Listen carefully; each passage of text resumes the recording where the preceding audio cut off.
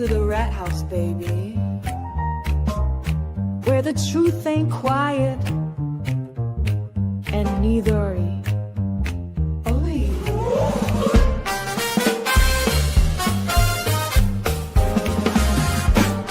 Where the chat rats crew slide in, pull up a seat, crime talk, cold facts, and a jazzy backbeat. We got stories to tell, got some justice to serve, so pour up that coffee or something with a swerve. There's Rat Daddy leading 6'5", a cool Toys the queen with the sharpest of tools. Dean's cracking jokes, Mary B's got the tea, and Lawleen lays the law down, real boss energy. MJ's got the fire, Gingy's taking names, Angel Baby's in the game. The clerk's keeping order, Misty's watching close. Pinky promises, keeps receipts, and she does the most.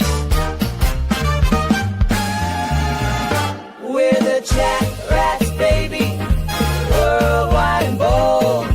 Stories unfold while the crime scene gets cold. Puff, puff, pass, and the truth gets exposed. At the rat house, baby, that's how it goes.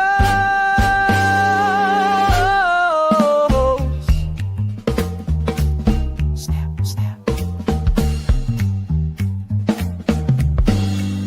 Cherry lights it up. Cherry lights it up, neon glow behind her head. Tombstones drops the facts that awake the dead. Connor's taking notes, Janine's on the clock. Petty the paralegal keeps the court on lock. Sweet woman, sweet, but she'll sting if you like. Calypso keeps it cool, got that island vibe. Prince Lover's in purple, that Texas pride glowing. Sherry's laughing loud while the facts keep flowing. Bum, bum, bum, bum, bum. Da-da-bum, da-da-bum, ghetto.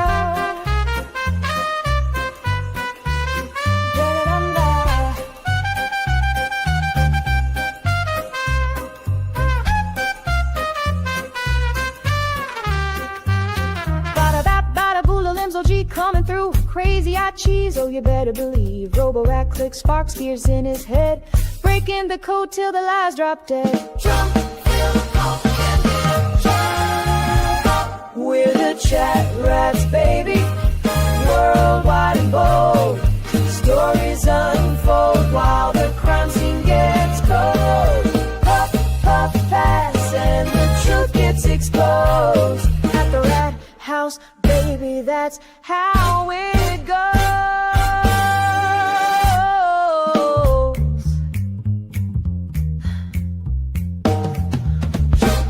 Rat solving cracks. Worlds are stage. That's a fact. Together, we're the chat rats crew. We ain't looking back.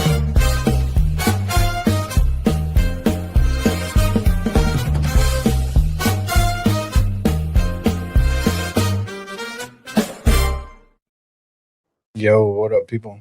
What's going on the intranet?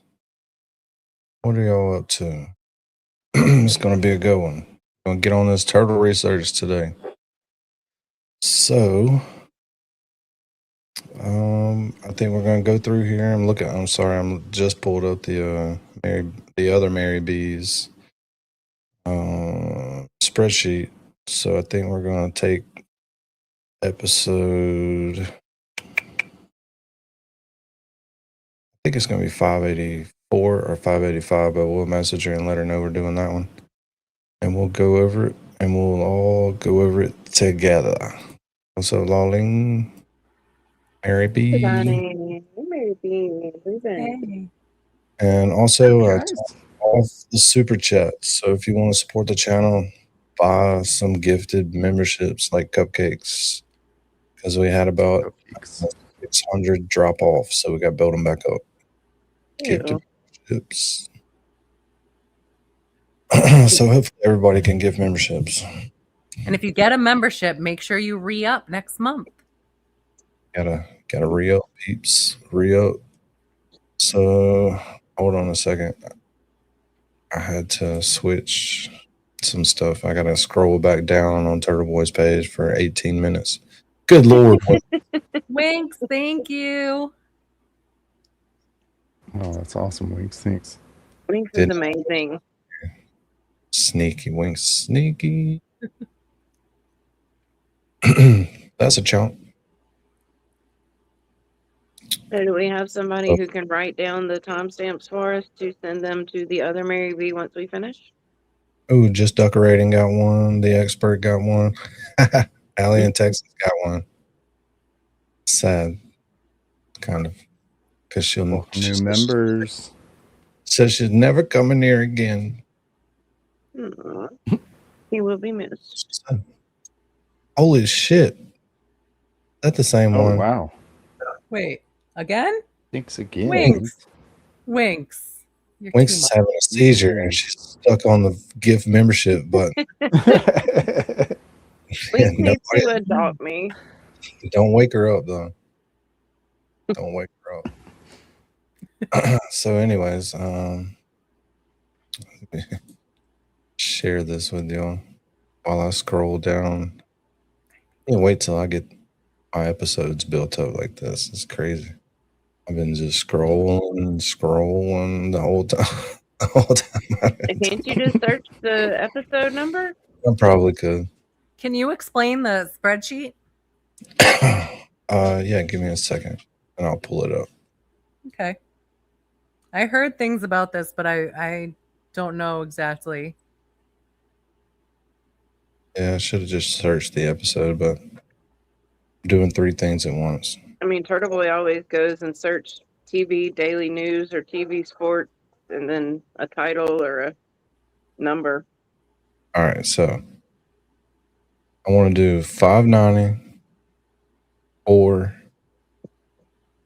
585. I really don't want to do 585. I don't think it's going to be a lot in that one. When I say 584, Can't Cover Up continues because it's like one of the first ones that have a lot of them. Here's one that has a few of them on there. But I think we'll get some spicy Turtleboy out of this one. So does everybody vote 584 is a good one? Yep. I like it. 4 is a good I'm one. down. And hopefully, I don't know who's live. I didn't even look. So hopefully we'll get some people in here to help us do our searching.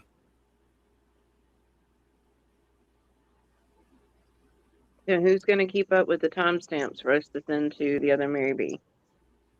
My name's Aiden Carnes, known as You got to remember all these intros and shit then weren't, they were like copyright.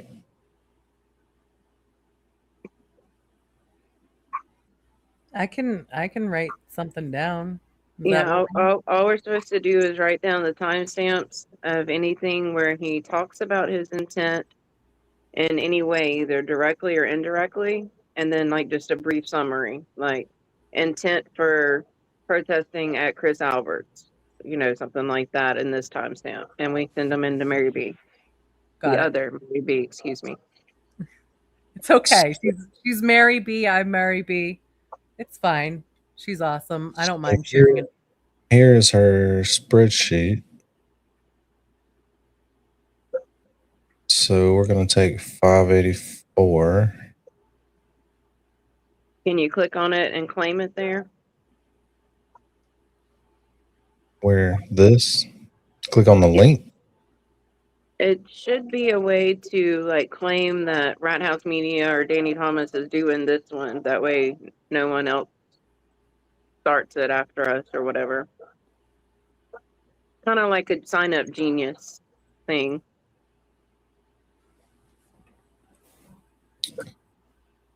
Oh, status. I don't know where you would click the. And just message her on X and let her know which one you're doing, and she can switch it however she needs to keep up with it. I'll get my little piece of paper out. We're gonna have to be watching the chat close too for any timestamp suggestions. I'm always watching the chat. Well, it doesn't show me in progress. I don't know how to get it to do The that. virtual juror message, it's view only. I'll message her on Discord Okay. Perfect. Or as That'll far work. as which one we're doing. oh, virtual jurors here too. Yay! So this will be her first time on stage with us. What's up, virtual juror? Hey, Hey, everybody. course, you you- have a tonight. homework What's assignment. up? Shows up. Yeah, it's a homework assignment, all right. I mean, we had to get organized. Yeah, So, this is fun to me. I figured it'd be fun to do. well, the way I look at it is somebody else did the spreadsheet and we needed a centralized location for everybody to kind of like, hey, this is what we're doing. Right. So I got a Discord going and I'm working on, getting people in there. So we can, You want to drop a email address and have people message you for the link, sure, I can do that in the chat. because there's no telling who's going to accept that link. Exactly. So that was the other thing is I wanted to be able to gatekeep who gets in there. It's Yes. the same thing you dropped though in our group, right? Yes. Okay. It's It is. it's in my Discord. Right. So, but it's not a party group. It's like No. if you're not good at research and you're not good at going through here and finding timestamps and remembering what you're doing, don't go in that Discord. And I already made it very clear there is one like rule that will absolutely get you kicked, and it's if you cause drama, you're out, because that's not Right. what this is for. We're there for one purpose, and we're going to focus on, what the purpose is. We're not going to worry about who's beefing with who's arguing with who. If that becomes an issue, I don't care what's going on, they're getting gone. Yep. Glorious. It's a Yep. focused Discord. What up, Dean? Yo, what's going on, man? Dean. Hey, Dean. Hey, Chips. What are you up to there, Dean? not much. I changed the background. Nice. I think it looks better. Yeah. People were saying that the lighting wasn't as good as when I'm on the road, so I think this has changed it better. I got to paint these walls because they look psychopathic white. But other than that, Just put up Nothing. a poster or two. I should do home? that. You at your house in Texas? Where you Yeah. at? Yeah, I'm home. Oh, okay. I thought you were gonna paint the walls of the fucking hotel or something. No. This is home. Yeah, buddy. Like, buddy, please don't. No, No, like, no. Deposit I u- back. That used to be the wall that we looked at on my camera, and now it's not. That is now. But anyways, the hotel owner's gonna be like, body yeah. walls. Charge $400 to the company credit card for damages. Like, do you know how much that crappy white costs? It's like a custom color. Some kind of weird eggshell. You can't get Yeah. crappy white everywhere. But yeah, I think what Virtual Juror is doing, it sounds really great. I know I got a message from you earlier today being like, hey, I'm starting this Discord. I was like, I'm in. So Somebody's echoing. it's not me. Let's see if it's still happening. It's the virtual juror. Wow. Wow. Or it's Leuven. Nope. Could be Leuven. Never know. But anyways, I don't know how else to do it because I'm not a super smart person. It may be Leuven. I think it might be me, and I'm not an audio person. Wow. That's It right. is. It is you. Do you have your TV on somewhere? No. Do you have headphones in? Dean, I don't have headphones. Yeah. Oh, well. There's your answer. Just turn down wherever you're listening to it a little bit. That way it won't come back through your microphone. I'll go grab my AirPods. I'll be right back. Oh, Guys, I have a really sad story. Oh, no. I can't smoke weed until after my surgery.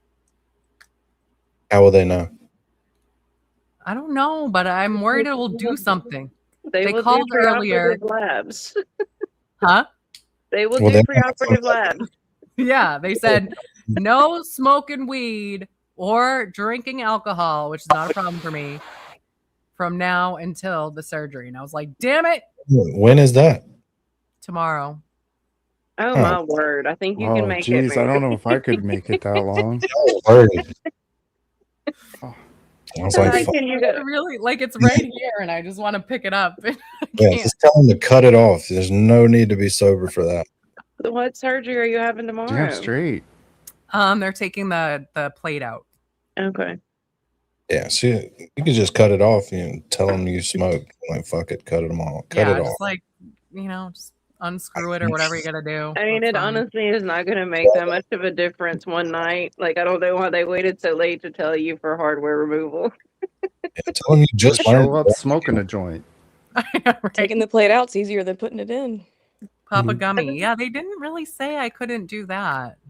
Well, just tell them that you just relearned to walk and it was stressful. Yeah. It was hard. It was very hard. So I don't know how to do this other than just pick a stream and let's watch the stream together so we don't miss anything. Before you get started, the other Mary B asked me to send a spreadsheet, so I'm going to send that to you, Danny. Okay.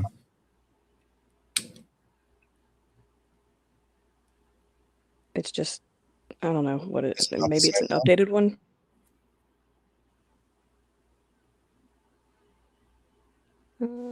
Y'all go ahead and get started. It might be a minute. But we like awkward since silence. since you have it, just fill it out for me. I can do that. That's probably easier. than me getting- Lazy. People in court is like a fucking pro with this shit. She sent me some stuff in Google Drive. She's got a whole episode 585, like completely broken down. Yeah, I put that in the server too for where we're keeping everything kind of. That's probably why she has over 100,000 subscribers. It helps for sure. It takes a village, guys. Actually, it doesn't. It just takes people in court. That's what I was saying. Like, if you could see, I don't want to show her Google Drive because I don't want people to get all weird and shit, but fuck it, I'm gonna do it. Look at this. She got this shit broke down. She really does. Ain't no That's pretty joke. amazing. Ain't no fucking joke. Like people God in research. damn. Yeah, you gotta calm the fuck down. Seriously. This is making me so happy. Make the rest of us look not capable. But yeah, those are the good ones in there. Every one of them has the clip attached, so it's pretty cool. And it's not just the clip Just that they're because she didn't do calling it means out. she won't It's get the whole convicted. stream. Anything, because they're calling out what he said. He's wanting us to find anything that shows his intent, either verbally, directly, or indirectly. That's kind of the reason I wanted to start this server too, is because different people have different things that they're good at. So like people can go get timestamps. Well, then people that are good at clipping it can get, to come behind them and grab the clips. Home slice, we gotta get home slice in on that shit hardcore. I think Home we slice. at least start with the timestamps, and then the clipping can be another project. Well, I mean, it could go simultaneously if you have somebody that's doing the views, and then that once they get finished, somebody move to another episode to do the views, If and then somebody's somebody good clips at them. yeah, that'll work too. There needs to be a category on there whether it's been clipped yet or not for the timestamps. Yeah. Well, we'll just watch this. Really, the only way I know how to do it, and see what we come up with. We got to watch the chat too for suggestions that aren't on the panel. All right. I think we can only speed him up a little bit.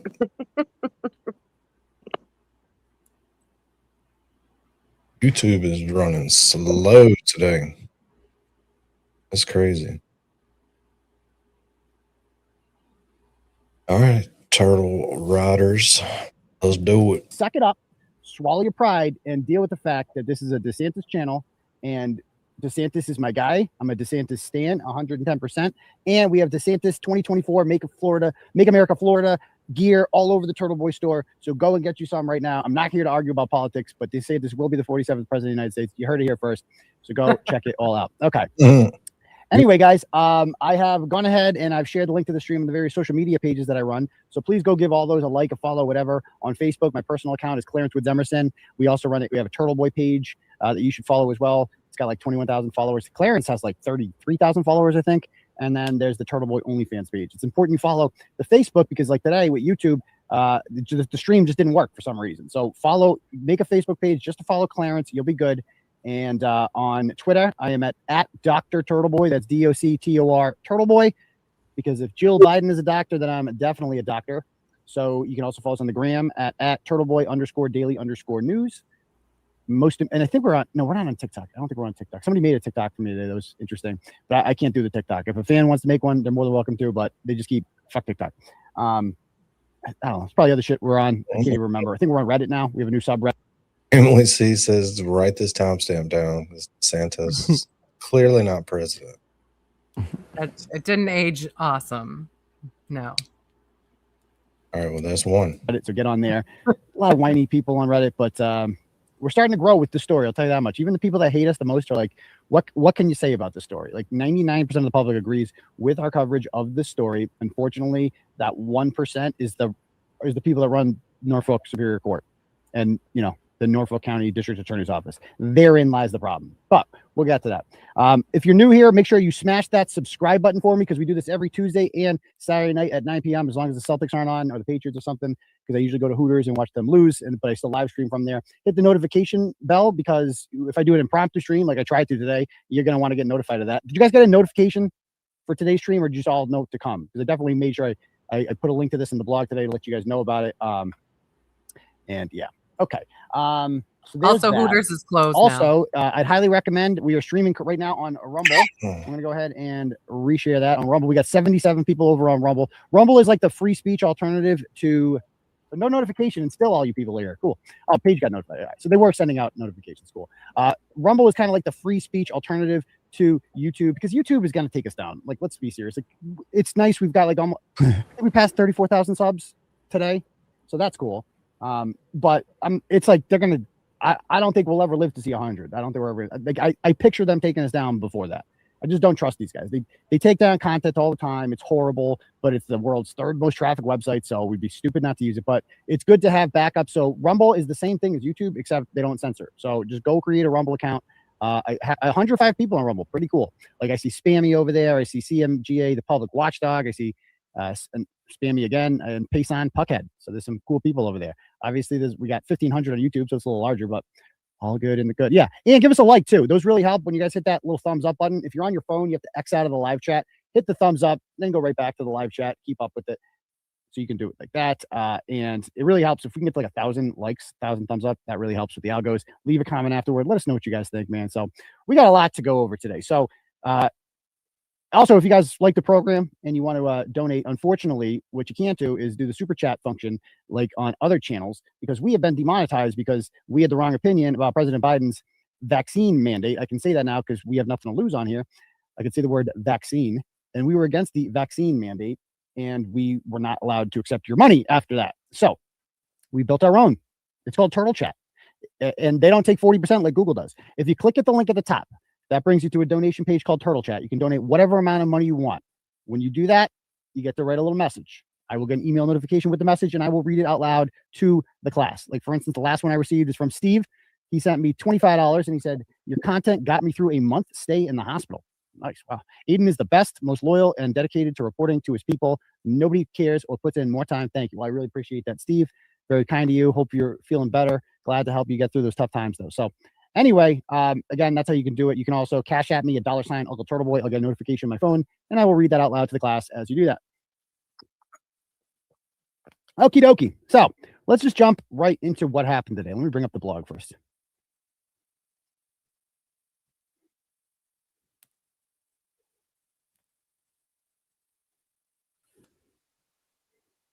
Oh, there she blows. Oh, God. We're going to get to that. We're going to get to that. And this face says it all, really. Like, I guess I was in the background again. So this was a little less crowded today in Norfolk Superior Court. We didn't have the hubbub beloved that the last one did, because this was not the scheduled hearing date. The scheduled hearing date is tomorrow. There were literally people flying in for this tomorrow. Rick Green, the expert, was supposed to, the forensic expert, was supposed to testify tomorrow. I believe Karen Reed's like family or friends or somebody was flying in for this. A lot of people that I met at the last hearing, they weren't at this one. Like, these people literally fly. That's how good a friend Karen Reed is to these people. They fly in from all over the place to support this woman. I've never seen anything like it for an allegedly guilty murderer. Like, she has a lot of support amongst law-abiding, respectful, normal human beings. And count me amongst them at this point. Obviously, I'm reporting on this case. But I'm completely biased. Like people are like, you're biased. Yeah, I'm biased. Of course I'm biased. I'm biased to the truth. It's very obvious that the truth is on one side of the issue here, or on one side of the courtroom, and the other side is just pure evil. Like that's the best way I can describe what I witnessed in court today. Was good against evil, and evil won today, I guess. But good will triumph over evil in the end. I am quite sure of that. I'm not the least bit worried about the outcome today. All today was it was like it's just a temporary setback. It's yet another hurdle that Karen Reed will have to get over. But I feel like she's gotten over so many at this point. She's probably used to it, that this is just to be expected. Like they got that nice win last week. This judge, 2 weeks after the hearing, decides, okay, I'm going to approve this motion that you can get access to the dog if you want it. And to me, giving them access to the dog or the animal control records is indicative that she believes there's something to this theory that the dog chewed him up, or else why would she let them go on this quote unquote fishing expedition, as they like to call it, fishing expedition. But Cheney, I just went through back to kind of when he started, and then we went on Mary B, the other Mary B's spreadsheet, and just picked one that was available. So that's how we did it. we know it to be a lot more. If you can think of a better way for me to go through this, it's just not super easy for me to scan through it while I'm on here. I can speed it up or whatever we need to do. Than a fishing expedition, because I was just gonna say the amount of people working together to do this, we're gonna knock this spreadsheet out quick. Yeah, we can get her done. Get her done. When you go on a fishing, what even is like? Isn't a fishing expedition by like nature, like you're putting bait on a thing? Fish are gonna eat it. It's guaranteed. So you're gonna get something. It's the same thing. They know they got something here. They know they got something, and it's just a matter of, does this judge want to be the hero that is required of this moment? Nothing is stopping her from doing this today. But what was on tap for today, guys, was three basic things. And I think, three basic motions were on the agenda today. So number one for this Rule 17 hearing was... Lolene, say it one more time, what we're looking for. We're looking for whether he speaks his intent of anything that he's doing or saying that he's been charged with in witness intimidation, or anything that we can read into as his intent, even if he doesn't outright verbally say it. Can you think of any examples that might help? Well, like recently he's been covering his protest outside Chris Albert's D&E Pizza.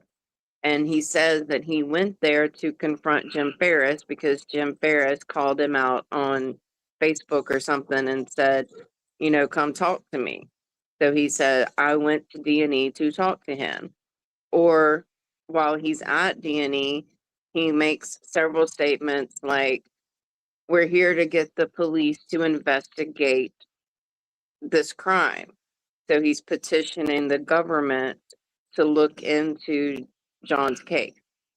Things like that. Cool.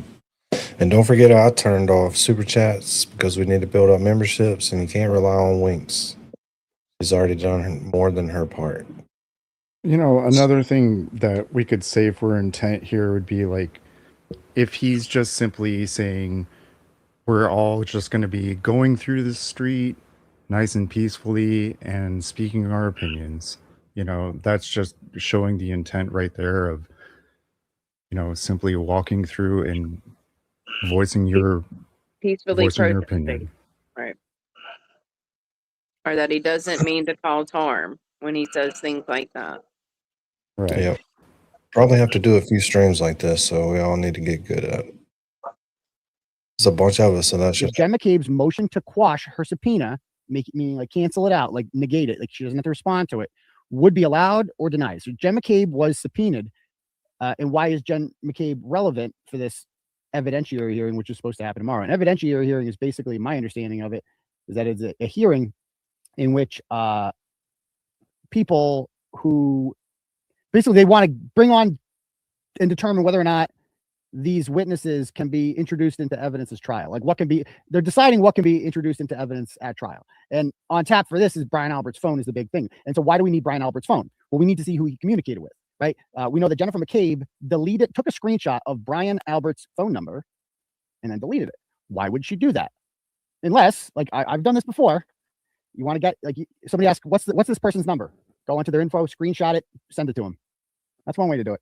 Or maybe she was deleting Brian Albert as a contact in her phone and wanted to have it, like if she wants to delete any sort of ties to Brian Albert, she can just delete him as a contact and then before she does that, take a screenshot of his number. So in case she needs to contact him, she can just go look at the screenshot and type it into her phone that way.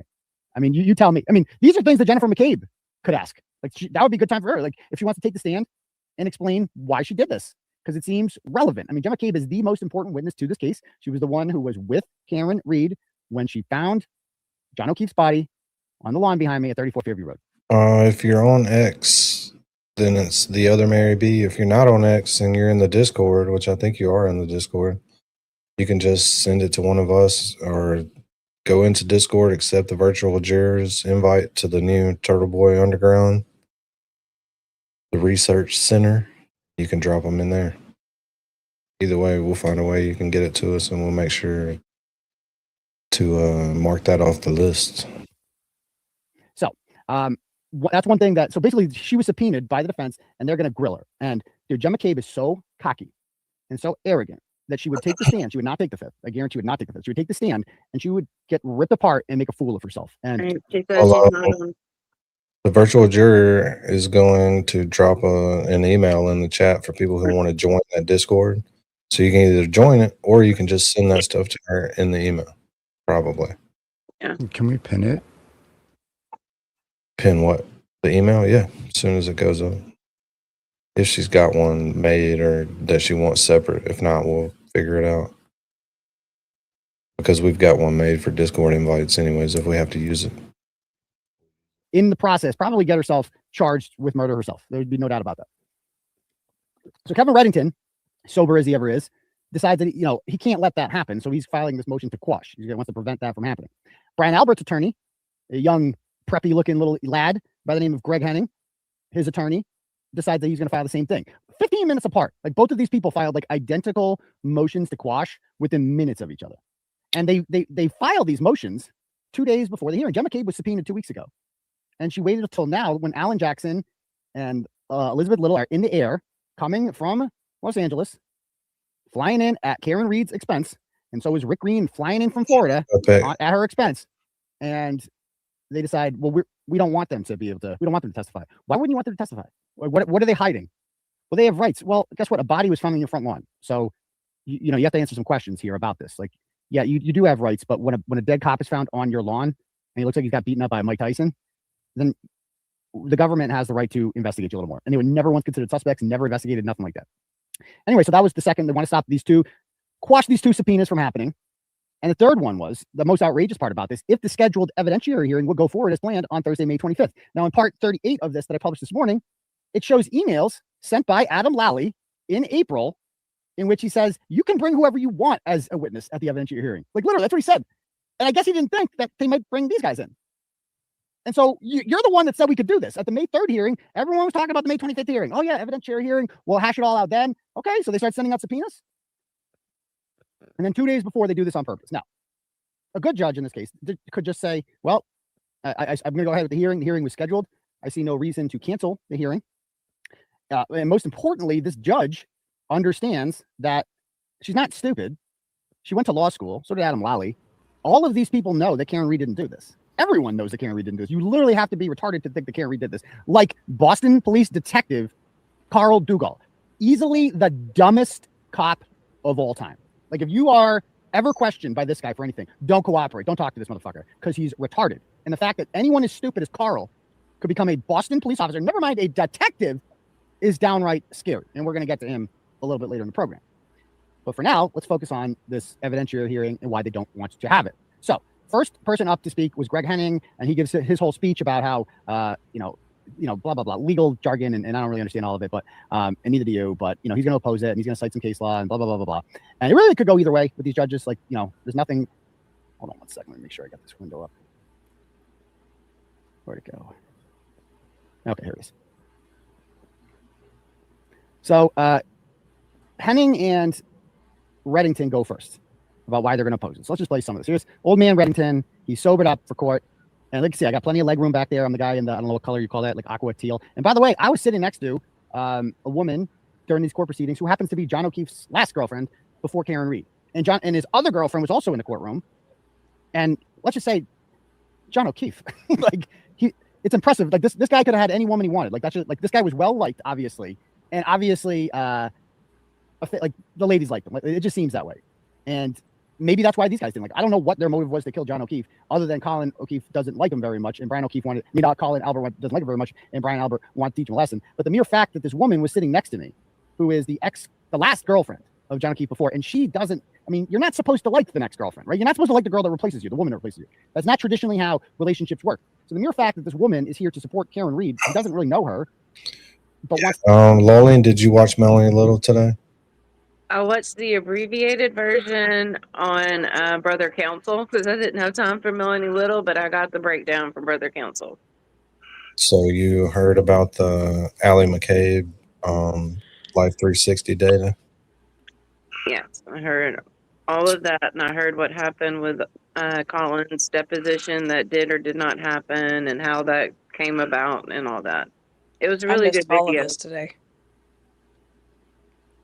I missed all of that. And he covered every one of the attorneys' emails between each other, and they were pretty dirty. So it's a good video. Y'all go watch Brother Counsel's video from today. It was really good. Thanks, Lolene. I'll go do that. Love Not right Brother now. Counsel. It's interesting that Life 360 data doesn't show her going to or from 34 Fairview at any Or point. Colin's house. Or Colin's house. Colin's house or anywhere. We need to see where she went. Well, I mean, they mentioned it at trial, but I don't ever remember them specifically saying there's no evidence of it being at 34 Fairview or Colin's new residence, which I think would have been really big to have brought out in trial if they knew that then.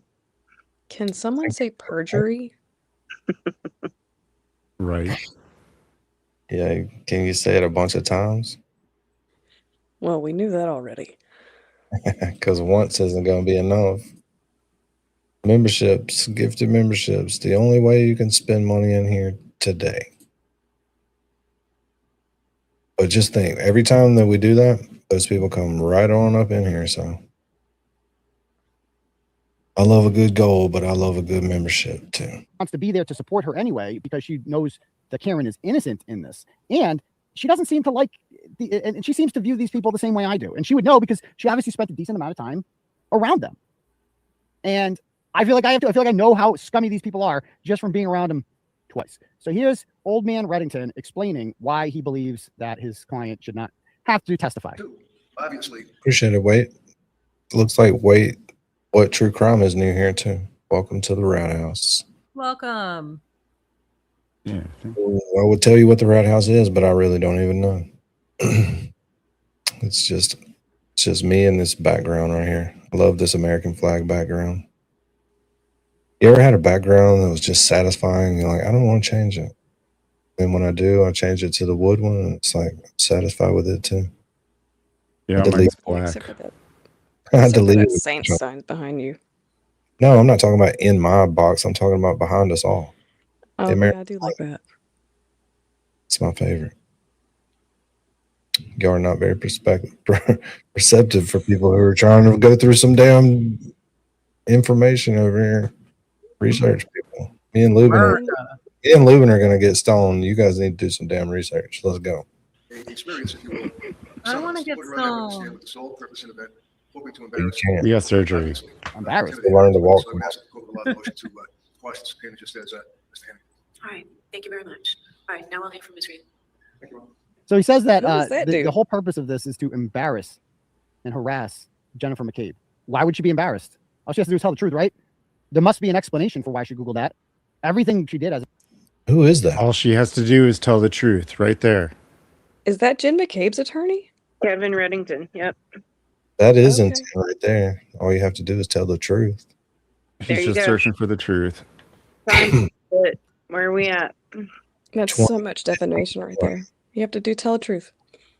Tell the What's truth. the timestamp? 2051. There you go, Mary B. Just tell the truth, Jen. Just tell the truth. 2051. Got it. Got it. Dean, you got it, or is he gone? Oh, Cooter's still here. I see him. Don't fall asleep, Cooter. I mean, it should be real simple to clear up. And what's harassing about it? You're a key witness. You made yourself a witness in a murder trial of a police officer. You've put yourself at the center of this. Coco didn't do any of this shit. Coco went to bed. You could have been Coco, but instead you were Miss Google. That's what you did. And you were Miss. She went Miss Google. You chose to involve yourself in this.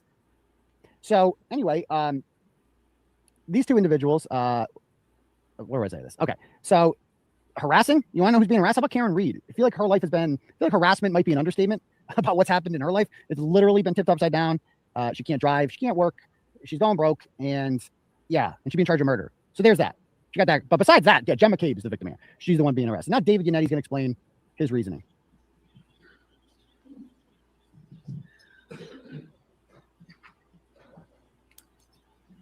Your Honor, both of these motions to quash should be denied.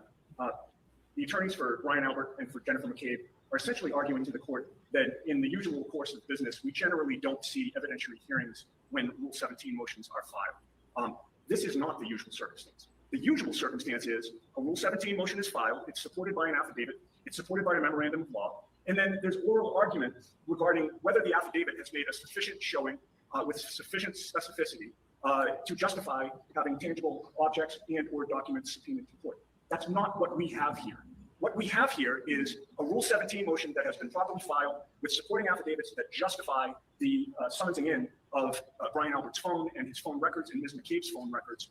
But then we have an opposition by the Commonwealth with a competing affidavit. So Mr. Albert's attorney says today that this court should just look at the affidavits and make a ruling on the motion. I posit to the court, how are you supposed to do that? How are you supposed to evaluate competing affidavits and then resolve issues that are strictly focused on credibility? Look at that. 13 kings in the chat. 13 kings in our chat. Hey.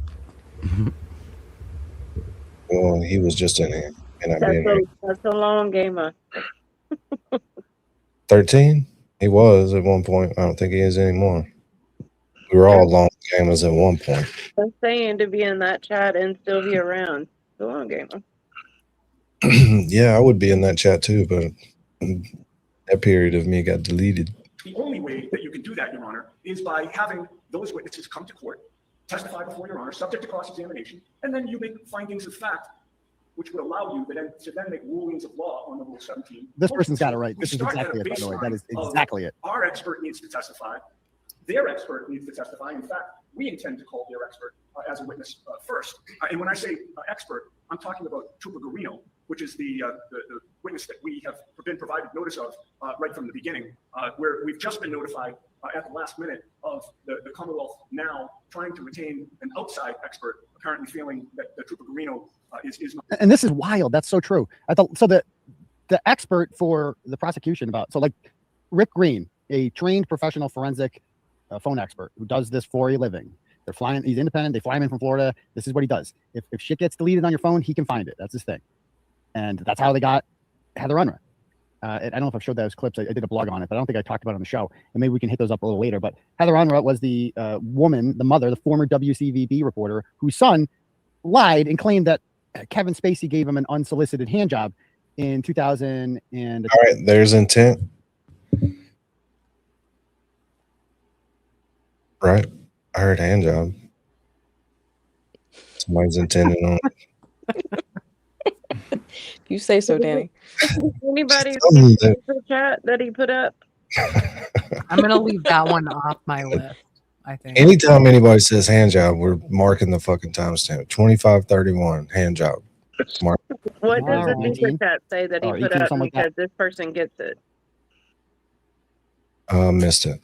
I was reading the damn chat. No, I didn't see it scroll through there. Oh, he doesn't have super chats. He's just got regular ones. That they went in there and gave him a little rub and tug again. Oh, it says this judge is infuriating, Lily. As well. But then they went through his deleted messages. They found all his deleted messages that his mom had deleted, showing that the kid partied. He thought it was a huge joke, all this shit. And Alan Jackson was the attorney in that. All of these turtle riders are just turtle rider babies. It's just babies.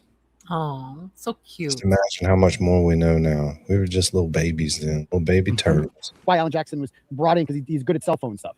And Rick Green, I don't know if Rick Green was his expert in that case, but he obviously knows cell phone experts that can come in and find this shit. And really, everyone should have access to that. You shouldn't have to be able to afford Alan Jackson in order to get justice when it comes to cell phones. Like, everyone should have access to that in a free country, but they don't. So luckily, Karen Reed was able to spend her entire life savings on literally saving life savings to save your life. How about that? I guess that's what they call it that. And now, like, who is the expert for the prosecution? Nicholas Guarino, Trooper Guarino. He's the one that, when he handed over the extract of the entire phone to the defense, none of that shit was on there. None of the deleted stuff. The how long to die in cold, you name it. All, like, the phone calls at 607 and 608 to Nicole Albert. None of those, all the phone calls to Tom Beatty, none of them were on there. And where were they? You said you used all the celebrate to bring all this over. So where's all this? Well, either Guarino is incompetent, which is quite likely because he's just a state trooper. I mean, this guy's a cop. He's not a cell phone nerd. He's a cop. And as we saw with Carl outside of court today, some cops are stupid, even detectives. Some of them are stupid. And I don't know if this guy's stupid, but he's certainly not an expert. And if Alan Jackson got him on the stand, he would turn him into Heather Emmerich and make her look stupid, because that case got dropped like that day. And so the same thing would probably happen here. Now, in that case, it got dropped because the district attorney from Dukes County, where Nantucket is in, had this thing called pride and shame and humility. And he decided that the evidence is, like, clearly Kevin Spacey didn't do this, and I can't prove he did this. So I'm going to go ahead and drop it. David Lally knows that too. But David Lally, I mean, talk about no personality, just like the biggest piece of shit. And I confronted him today. That motherfucker ran from me. Why are you running, Dave? What are you running from? Little old me? I'm not going to hurt you. I just want to ask you some questions. You're a public servant. I am. I just want to ask you some questions. Yep. That's it. 2830. And he keeps calling him David Lally, doesn't he? Yeah. He does. I'm like, who is that? Close Maybe enough. his middle name is David. But he's comparing it to the Spacey trial and how the information came out through cell phone experts, and he's wanting to talk to him about that. So that is intent. I just want to ask you some questions. But I literally pay technically, your salary. Lally isn't one of the defendants in the witness intimidation, but it still shows his intent for what he's doing. Yeah, 2830. And Emily C has a great point. Maybe he was running because his name isn't David. Salary. I think you should explain to us why my salary is paying for you to lynch Karen Reed. And that's what we need to start calling this, guys. This is an attempted lynching going on in front of us right now. This is literally what a lynching is. When they try to string up some innocent person who they know they didn't do anything wrong because they need some sort of justice for an injustice that occurred on them. So all of a sudden they decide, no, it's not going to be Nicholas Guarino at all. He's not we have a new expert. What's her face? They don't even know the name of her. Like, what's her face is going to be the expert. Except she doesn't know what the hell she's talking about either. We can get into that later. I've reviewed it. She doesn't know what the fuck she's talking about. So that's what he's talking about. I just want to give you some context. Not adequate. So my co-counsel may have something to say about that. But Well, he may. regardless, Your Honor, there needs to be expert testimony, first of all, to resolve this factual dispute. And once we have expert testimony, we have an evidentiary hearing. Despite the fact that the Commonwealth now says that they don't want an evidentiary hearing after agreeing to it, setting this date down, having the court rearrange its schedule, and having people fly in for it. Now they say they don't want one. They can't avoid it because the only way they avoid it is by conceding our affidavit. If they don't concede that affidavit, if they don't concede the factual underpinnings of our Rule 17 motion, then they're asking for an evidentiary hearing because that's the only way that they contest it. So now we get to Mr. Albert and Ms. McCabe. I can deal with them in the opposite order in terms of how they spoke. With regard to Ms. McCabe, counsel states that she's been interviewed, she testified before the grand jury, she's been cooperative, etc. Yes, they are real One thing frauds. she did not say is whether she's been asked by anybody on the government side or by anybody, period. What you call a Louisiana bullfrog. So, I'm so muted. Chase- How are people talking about my frogs? yes, Well, Every there- time you talk, we can hear them. Yep. I'll just Jason let Doug it play. Honesty would hunt It's very frogs soothing. in his backyard for It sure. rains here all day. They're out. But you could get the Duck Dynasty boys over there and they'll do a little frog gigging around Lawlene's backyard. Hey, I've sent y'all pictures of one that would have impressed them. Oh, yeah. Yeah, that one was gross. With it, And I you called it can- burying it it's a too. lick. But I'm going to tell you now, people, whether you think about it weird or not, frog legs Oh, fried frog legs are magnifique. Did you Google They really at are. 2:27 a.m. in the morning, 3.5 hours before anybody supposedly knew that It's John white O'Keefe meat, dude. was You should lying know. on the lawn of No, Brian no, Albert's I'm house? good. Did you Google how long to die in the cold? That's Nobody good. has asked her that. I'm There terrified can of be no more frogs. relevant Number question one fear. with regard to our Rule 17 motion. Why? It might be Exactly. your We have friend. made allegations in this Well, motion Lane, send the frogs to that Dean. point to a third-party culprit defense here, Your Honor.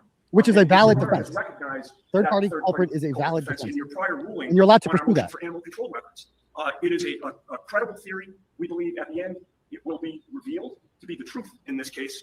And in order to pursue that theory, ultimately, after the evidentiary hearing, we'll be arguing that we need Brian Albert's phone, which is both relevant and material. But again, that will be an argument for a later time to be made by my co-counsel. So now we're at the stage where we need to prove the factual underpinnings of our motion. And part of the reason why this is not a motion to reconsider any prior ruling that the court made, it's a brand new motion. That's because we have brand new information. Since we filed the last motion, we've had the opportunity to go through Ms. McCabe's phone. We've seen that Google search. We've seen all the deletions that she's made. But first of all, this is why we can't. Like, this is why we can't have nice things. Like, who is the moron who hasn't figured We've out? seen, as our expert has averred, in support of this motion, 18 phone calls that were made, 2 of which went to Nicole Albert, 1 of which went to Brian Albert. Shortly after my client discovered John O'Keefe's body on the lawn of Brian Albert's house, the call to Brian Albert was deleted. Ms. McCabe, we have averred with specificity, took a screenshot of Brian Albert's contact information, which would lead you to believe that she's sending it to somebody, but then she deleted that screenshot later in the day. Yep, There I were can do that. multiple deletions. So we need to prove that. These are allegations that we've made in an affidavit supporting the Rule 17 motion. The Commonwealth has contested it, and now the Commonwealth is taking the position, and Ms. McCabe's attorney is taking the position that, oh, okay, we're contesting that this ever happened. My client's innocent. She was just cooperating with the government, and yet we don't want you to ask her any questions about it. She possesses that information. She has relevant and material information. Absolutely, people eat them, and they are good. I'm telling you, it's not. It's like a really mild white meat. Oh, so good. About what was on her phone or not on her phone, Just what she did about or didn't do, and that all contributes to our basis to ultimately get Brian Albert's phone. With regard to Brian Albert's attorney's argument that we don't know what's in his phone, and we are just on a fishing expedition, that couldn't be further than from the truth. Ms. McCabe's phone has revealed the contact that she had with Brian Albert. We know that there are going to be records of that call that she made to him that she deleted from her phone. We know from the remainder of the evidence, including the evidence that John O'Keefe took 80 steps and climbed 3 floors. Yeah, remember that? How do they? Proves that he went inside that house. Yeah, that seems pretty damning. Okay, are you beyond the motion to Like, question? listen to this. Be like, wait, oh wait, what, are you still talking? Are you still talking? I guess the reason I'm I bringing knew this they up, were in Your Honor, trouble is as soon as that you said he that. possesses testimony and evidence that is relevant and material to our Rule 17 motion. They're trying to quash his testimony, saying that we're harassing him or that we're being oppressive. We're not. We're just looking for the information that he has that will either confirm or contradict their. Wi-Fi. I don't think they specified what streams, did they? No, I think he just gave dates. Yeah, like He gave a date date range from range. April to October. Yeah, so we got to go through all those and find all the intent. So we're really in a date range, best we can do.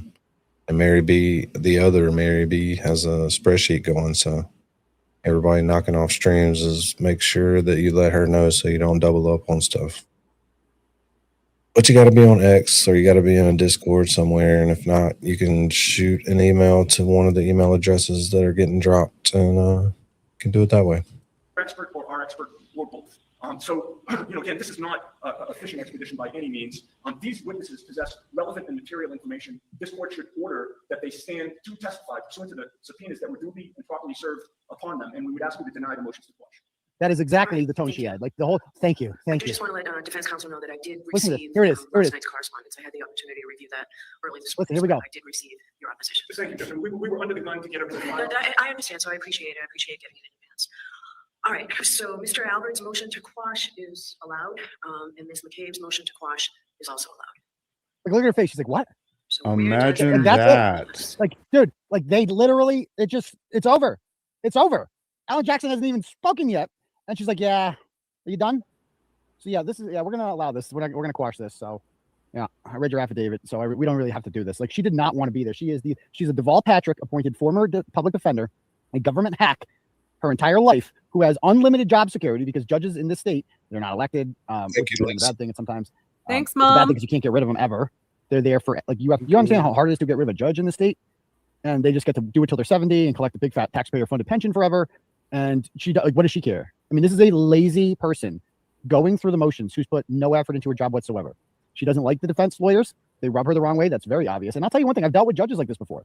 The judge, Melissa Darrigan in Providence, who's much worse than this woman, much worse, who literally, Ashley St. Angelo took out this deranged transgender guy who beat up his 2 daughters and tortured them over a number of years. And then we had to that he harassed my entire family at the workplaces and showed up there and he's fucking a danger. And we had to get an order on him. He went down to a judge in Providence and was like, Turtleboy is harassing me by writing about what a child abuser I am. And then she granted an order for him and then told me that, like, you're gonna have to get an attorney and it's gonna take months to do, just because she didn't like me. She just didn't like me. I rubbed her the wrong way. I misgendered Ashley St. Angelo. I didn't call him a woman, and that really upset her. Not Ashley. Ashley's a guy. That upset Judge Darrigan. And I've seen this before when they've made up their mind already. This judge has made up her mind, and she's not even attempting to hide it. Like, we're like 10 minutes in the hearing. She's already ruled on it, and she's heard nothing. She's heard no arguments. She's like, yeah, I'm just gonna squash it because I don't really care what you have to say. So please more. Well, we're now at the point Look at Lunchbox. where we still need an evidentiary hearing in this case. Okay, so I'm going to address that. So when there was mentioned previously, any mention of an evidentiary, Yeah, pause. that was before I heard from the third parties, Ms. McCabe and Mr. Albert. I've now heard from them. And pursuant to Rule 17, as we know, I must, right? The rule's clear, I need to hear from those folks. So now they're objecting to the evidentiary hearing, as is the Commonwealth. And frankly, regardless of whether or not defense counsel and the Commonwealth agreed to an evidentiary hearing, which they did. authority for it, I am not having an evidentiary hearing in this case. Why? No, I am not having Like, it's unprecedented for an attorney like David Yannetti there an evidentiary hearing. to bark back, and he's like, of course there's precedent for it. And, like, what? She didn't even give a reason why. She's just like, we're not having it because I don't want to have it and I don't have to have it, so I'm not having it. What? And the issue of justice, why would you not want to have it? If there's any case that deserves an evidentiary hearing, it's this one. Why aren't you having one? How can you not have it? Exactly. You have to determine whether or not these people are fit to provide evidence at trial. That's the whole purpose of an evidentiary hearing. Put her on the You could say he's intending to find the truth here. Like, he keeps insinuating, tell the truth. stand. See how she does. Is Rick Green the expert or the other one? Like, let's figure this out now. What can be presented at trial and what can't? Can Brian Albert's cell phone be presented at trial? That's the whole purpose of this. So, this woman is just horrible. I mean, she's just lazy. It's just like, yeah, she made up her mind. Like, she's basically saying, we're not going to have an evidentiary because I don't want to have one. So it was like 10:15. I'm like, so, all right, so this is going to be over 5 minutes. But no, it went on for another hour. In this Rule 17 motion. I rely on the case law. I have also had the opportunity to read Judge Cipher's decision that was attached to the Commonwealth's motion, a decision I know you're all familiar with, RC versus Ryder Chilcott and the Commonwealth of Massachusetts. So there will not be an evidentiary hearing on Rule 17 motion. I will hear you, even though the Commonwealth says that this is a regurgitation. I will of the humor first you. motion. I will humor you. Hear you on I will the Rule humor 17 you. motion now. So, Mr. Jackson, I'll hear you on your Rule 17 motion. Well, thanks for letting me talk. I flew all the way in here. I guess I'll say something. Your Honor, with regard to the Rule 17, very clearly, this is not, as the court just indicated, a regurgitation of anything. It's a brand new motion. I understand and respect the court's ruling. I am confused, and I must say I don't quite understand the court's ruling, given the fact that the Commonwealth has taken such a vigorous position in their affidavit on the facts that are referred in our Rule 17 motion. It seems to me that would be the perfect opportunity, even if it's limited to the experts on the issue of the Google search. Okay, so I understand, Mr. Jackson. I have a quick that you want an question. evidentiary hearing. There will not be one. So Go ahead. I know we're taking down timestamps. Which one of us is physically taking down the timestamp? Mary B. Oh, okay. The Mary B. You haven't been writing? Who, Yeah. me? Yeah, I thought you were doing it this whole I time. don't know how to write. We voted you the dictator. The dictator. That's what I call it when I fuck a bowl of mashed potatoes, dude. I am the dictator. One day you'll be able to hit the bottom of that bowl. Probably not. It's very small. Your rights are saved. That's correct. Rights are saved. Are you done here? Are you done here? With regard to the Rule 17, our question would be, Now I can't unsee Dean doing Superman on a bowl of mashed potatoes. what does the You can have Commonwealth that American Pie visual desperately with afraid? mashed Good potatoes. Why are they so desperately afraid of getting the materials, the documents, the data, and the physical phone that we've sought respectively under the Rule 17 motion for Brian Albert's phone and the data associated therewith for Jennifer McCabe's cell phone data? That's as it pertains to beautiful. Cell records. What are they afraid of? They seem to be desperately fearful that we're actually going to get to the truth of what Yes, actually this is a real thing that happened on January happens. 29th, 2022. In their motion or in their opposition, they've indicated, Your Honor, there's nothing to see here. All of this was dealt with back in September of 2022. Hey, Jenny, There's nothing new here. It's clearly not a regurgitation of the 2022 motion. It's a completely different set of facts that we have and we presented before the court. How long to die in cold? Spelled Haas long to die in cold. A search conducted by Jennifer McCabe at or before 2:27 in the morning. That's a very, very nuanced, a very important distinction. 2:27 a.m., 2:27 and 42nd a.m. search or timestamp associated with that search. Is the timestamp associated when Safari was exited out of? Exactly. So she could have made the search and did make the search at some point. This guy explains it perfectly. 2:27 in the morning, some 3.5 hours before John O'Keefe was found dying in the cold in front of Brian Albert's house. That's new fact number one. The Apple Health data that establishes that John O'Keefe took 80 odd steps at or between 12:21 a.m. We're looking for intent. For his intent on, I don't know, give her something she can understand, Lawleen. Specifically, anything that they're trying to say is witness intimidation. I gave the example earlier of like why he went and protested at D&E Pizza. It was because Jim Ferris had called him out on Facebook to come talk to him. So he went there and he stated that. Then while he was there, he made several comments like, you guys need to investigate Colin Albert. Like he is basically pleading to the police to do their job. Like that's his intent. He never says he's there to harm anyone. He's there to ask questions. Anything like this would be his intent. I do want to point out something that I just realized. You notice the frogs never go off in like when she pauses in her speech.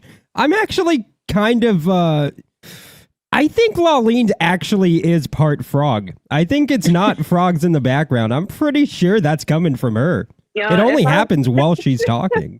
If I left my camera on, y'all would not believe what it sounds like out here. It's like I think we can hear it. They all have very strong opinions on this matter. Yeah. Clearly. Leave my frogs alone. She is a Louisiana were frog. Yes. Yeah, so Find the functional equivalent. rain and moonlight. Upstairs. That's it. Fact number two. That's Fact a number new three, BLT his meme. phone pinged at or near the location of Brian Albert's house. It It's should not a be. coincidence that Brian Albert has 3 floors in his home, or did at the time.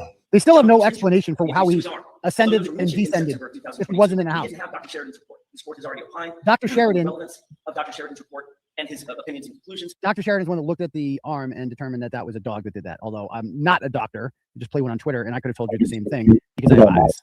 That's new evidence. It establishes unequivocally that given the fact that those are dog bite, dog scratches, and those occurred at or near the time of his death, Damn it. that means that those scratches occurred inside the house. Those bites occurred inside the house. Those injuries occurred inside the house. The dog was, according to Mr. Albert's own testimony, the dog was never outside the house. He was never in the front yard. Additional new information. 7 separate phone calls from Jennifer McCabe's phone to Brian Albert. Yeah, what's up with Counsel those? had made 7 a phone calls. very bold statement.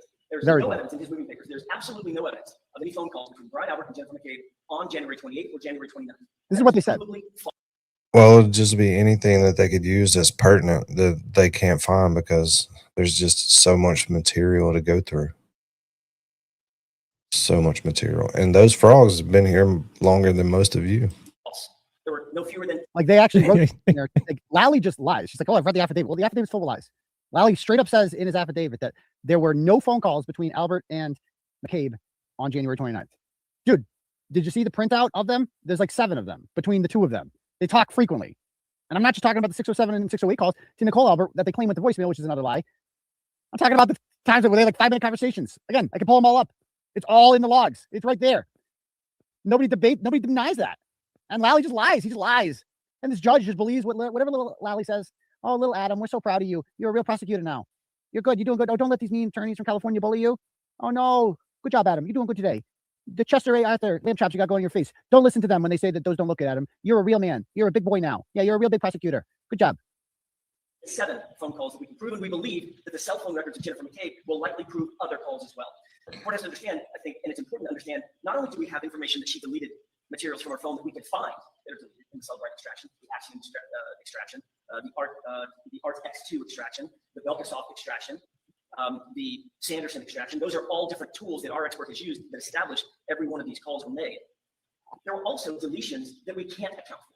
What do I mean by that? Yeah, what do you mean by that? Other people's phones. There was another call made to Julie Albert. She testified to a call received from Jennifer McCabe to Julie Albert. She testified to that, and there is no data in the Celebrite extraction. Oh, see, I didn't even know that. I learned that today. I didn't even because these guys know everything. Julie Albert has testified previously. Julie Albert is the wife of Chicken Parm Charlie, Chris Albert, and she apparently testified that she had a conversation with her on the phone that day. That does not appear in the data that was handed over by Nicholas Guarino to the defense, even though he's an expert in this. He just missed that one. Somebody just missed it. Like Julie Albert's like, yeah, I called him. I talked to him on the phone. Well, how come it's not in the full extra data? I mean, Nicholas Guarino, he's a genius, right? He's like basically Bill Gates. He's a modern day Thomas Edison. Nicholas freaking Guarino, man. He works for the state police. He's got the boots, those cool Nazi boots that they wear, though. Yeah, but I guess he missed it. I guess he missed it somehow. Oops. Phone to support that. That means that call was deleted and not found. Where would we find that verification? In Jennifer McCabe's cell phone records. There was a call made apparently to, or communication made to Karen Reed's phone. We know that to be a fact. It came from Jennifer McCabe's phone. That also was not recovered in the Celebrite extraction. Where would that phone be? Where would that call or communication be verified? In Jennifer McCabe's cell phone records. The screenshot of Brian Albert. That's Brian Albert's contact information. We know that there was a screenshot taken on Jennifer McCabe's phone of his contact information. There's only one reasonable explanation for why she would take a screenshot of Brian Albert's contact information, and that would be to conveniently share that contact information with another person. Like Michael Proctor. We know the first half of that. The screenshot was taken and deleted. We don't know the second half. But this information would reveal it, and we're trying to verify that. Again, this is all new information that was unknown to the defense in or around September of 2022 when we filed our first motion. This is very much not a motion to reconsider. It's a completely new motion for summonses pursuant to Rule 17. The Commonwealth has disputed nearly every one of the facts that I presented. Exactly. And nearly every one of the facts that has been presented in the attached application. In doing so, the prosecution has clearly created the issues that have to now be resolved by the court. Right. The court has the competing affidavits. Right. I believe that we have made a valid showing of relevance, materiality. We have to have the information in order to propound and present the third-party culpability defense, which the court noted in its ruling on the. Well, I bet you can't eat just one frog leg. Oh, I'm telling you. I'm telling you. It's like crawfish. People are like, oh my God. But after you eat 2 of them, you're like, oh my God. And then the spice hits you, and then you can't stop eating them because your mouth's on fire. Yep. Wait, how does that work? So, like, your mouth is on fire, and you're like, I just got to keep eating more because my mouth is on fire. Although, let's say Dean only ate 1. He tried one. Explain. After you've had 2, you can't stop. Yeah, I wouldn't be able to get past 1. I wouldn't even get it to 1. There's just no way. You would if you didn't know what you were eating. I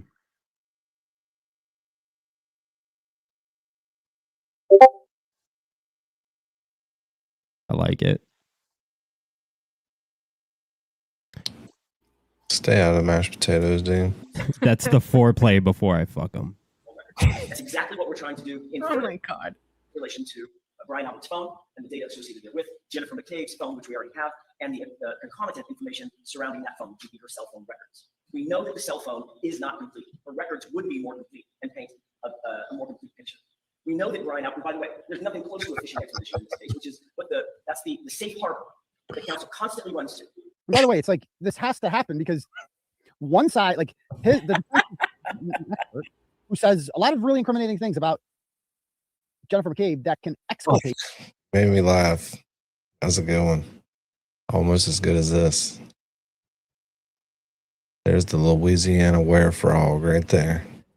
She's got her Rat House Media shirt on, though. That's good. I love it. No, That's Laleen at a full moon, dude. I don't get any You meat. have a little bit of rain. The first one, really? Ouch. You got to have a little bit of rain, though. It doesn't work. Also, she wouldn't be wearing that shirt, though. She would be wearing the Dean and Danny Do the Internet shirt. No, that shirt's stupid looking. Yeah, she has that shirt. It is Whatever. It's stupid shirt. It is Merry not a Kids. stupid shirt, maybe. is totally against that shirt. Cannot believe this is my first meme that I get. Y'all get all the cute ones, and I get this. Thanks a lot. Focus, people. Focus.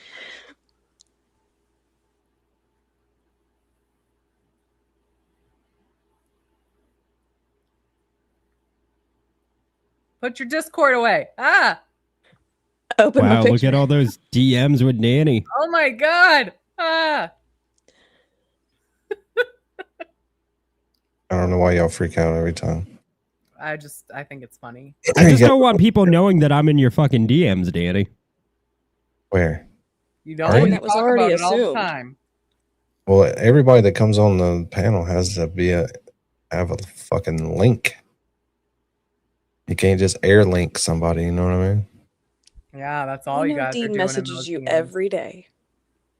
Yeah. Trust me, you don't want to see what's in the one with Dean. Operate based off of moving forward. And she's like, no, I don't want to do that because Adam did a good job today. And I'm really proud of him. Gold star. Yay. When they don't have anything else to argue. Oh, no, you can't let the defense actually propound their theory of liability, their third-party culpability theory of liability. We don't want them to be able to go there because, well, the twist under Massachusetts law is that we don't know what we don't know. That's true. But we have a good faith belief that information that's relevant and material to our defense of third-party culpability, third-party liability is in the phone and is on the records, in Brian Albert's phone and Jennifer McCabe's records. And that's why we've asked for these things. We have not made this overly broad.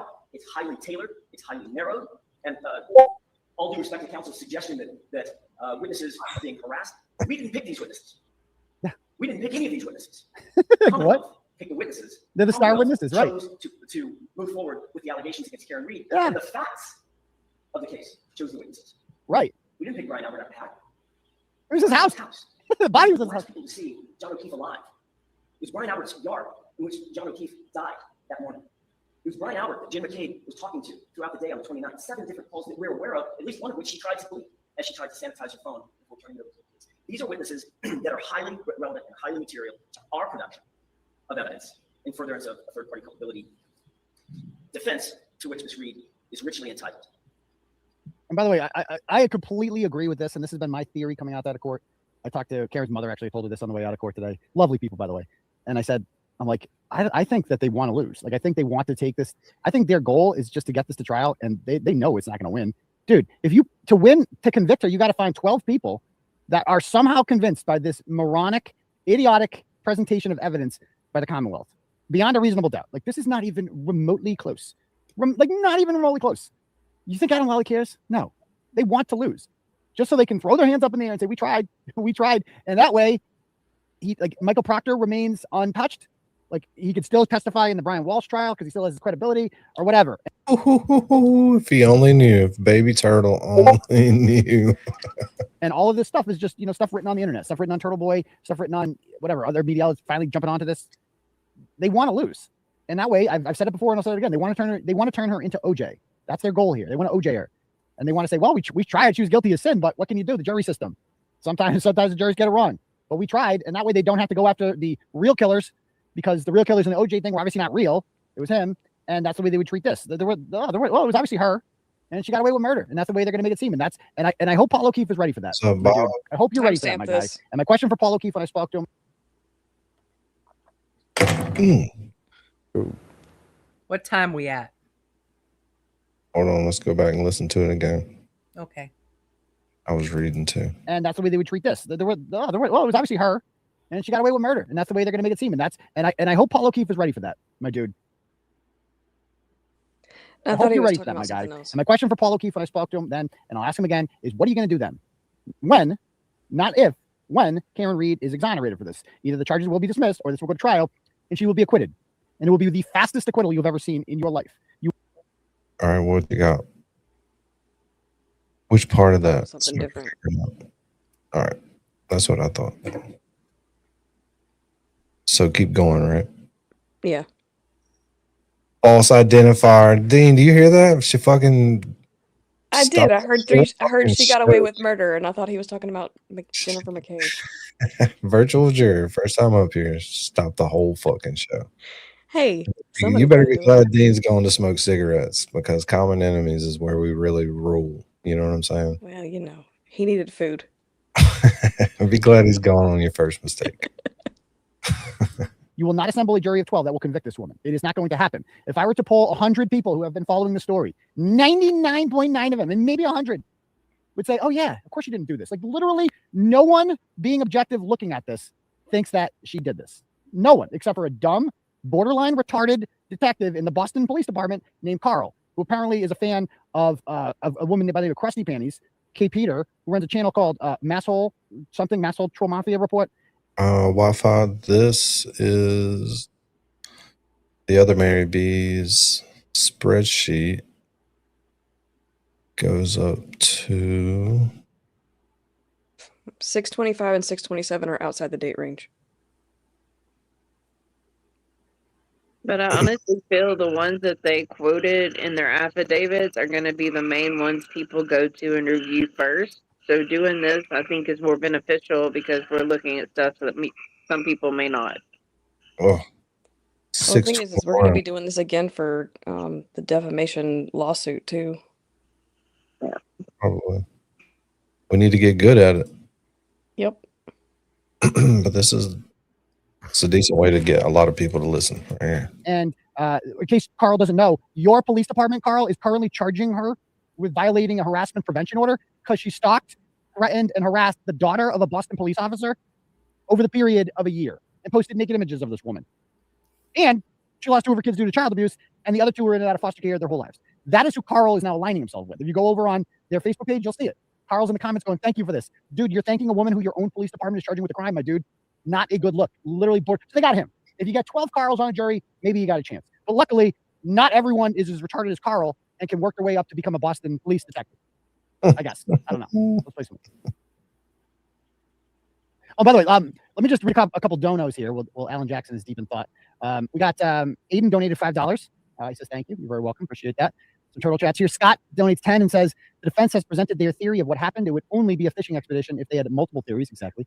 The judge needs to be publicly shamed. I feel like we're doing that. Great job as always, Turtleboy. Thank you very much, Scott. Billy donates $25. Let's keep digging. Their stories and alibis will tumbling down. Watching this closely from Minnesota. Wow, so Minnesota Turtle Riders. Excellent. And Megan donates $5. And by the way, Dateline was there again today. You guys know I love Dateline. That's my jam. And I was told the Dateline woman has been following Turtleboy. So when the Karen Reed story is going to be on Dateline. It is a 100% guarantee. The only question is, will Turtleboy be a focal point of the show? Which I certainly hope will be, because without us, let's be honest, this courtroom is, besides her friends and family, it's empty. Like this, there's no media there. No one was coming to this shit before. We blew this story up. Yeah, we didn't break the story. The defense broke the story. They put it all in the filings. No one was talking about it. So we're like, well, this seems like a big story. Let's talk about this. Anyway, another donation here from Megan says $5. Even if someone mowed their family down in front of 17 people with a tractor, they are entitled to every shred of evidence and witness that will provide that person a fair trial and due process. The Commonwealth disgusts me. They would do this to an innocent person. Keep up the good work. I mean, really, it's not just about Karen Reed. It's about our entire justice system. It's about our entire who feels safe in a system like this where we can't trust our institutions to be fair. So I also got a Cash App here from. That could be seen as intent there. Questioning the institutions, not just for Karen, but for general for all. What's the time? That is 1:01:12. 1 hour, 1 minute, 12 seconds. Got it. Got it. This one is from, let me read this. Michael Lane sends $100. Thank you, Michael. And she says, for Jen McCabe legal fees. Yeah, she's going to need it. She's going to need it. Okay. All right. So if anyone else wants to donate, the link at the top, you click on that, donate whatever amount of money you want. You get to write a message. I'll read your message out loud when it comes through on my email, or you can cash at me at $sign Uncle Turtleboy. Let's carry on. Your Honor, our request is not a discovery request. Our request is an evidentiary request. That's very different.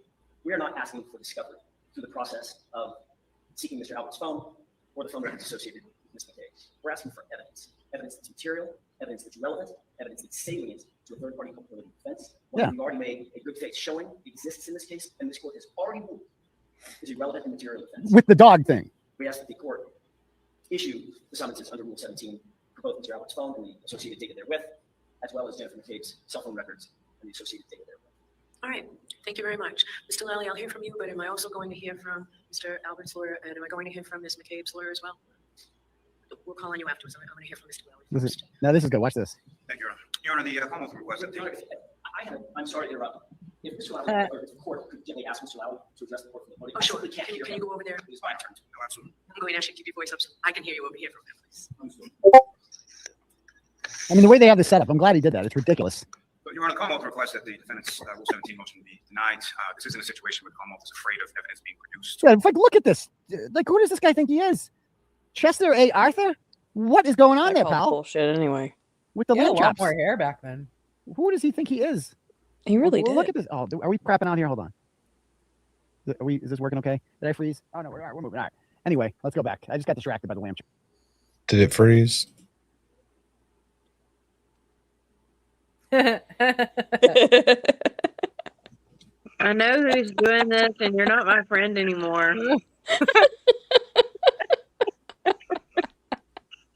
Why is my bird feeder with me? Oh, look at Lubin. He's just an innocent bystander. He's leading the charge. There we go. Hey, I'm just gotta say I'm in front of Dean. Okay, that's a funny one. But there's your cameo with the shirt on. Yeah, I will make that my profile pic. I've got to get one of the numbers that I can't use anymore because of your truce. Need to screenshot that. Or desperately afraid of, as I believe this was characterized. It's simply that counsel and the defendant need to comply with the rules, need to actually state actual facts and actual evidence, as opposed to the fanciful fact section that's been submitted to the court.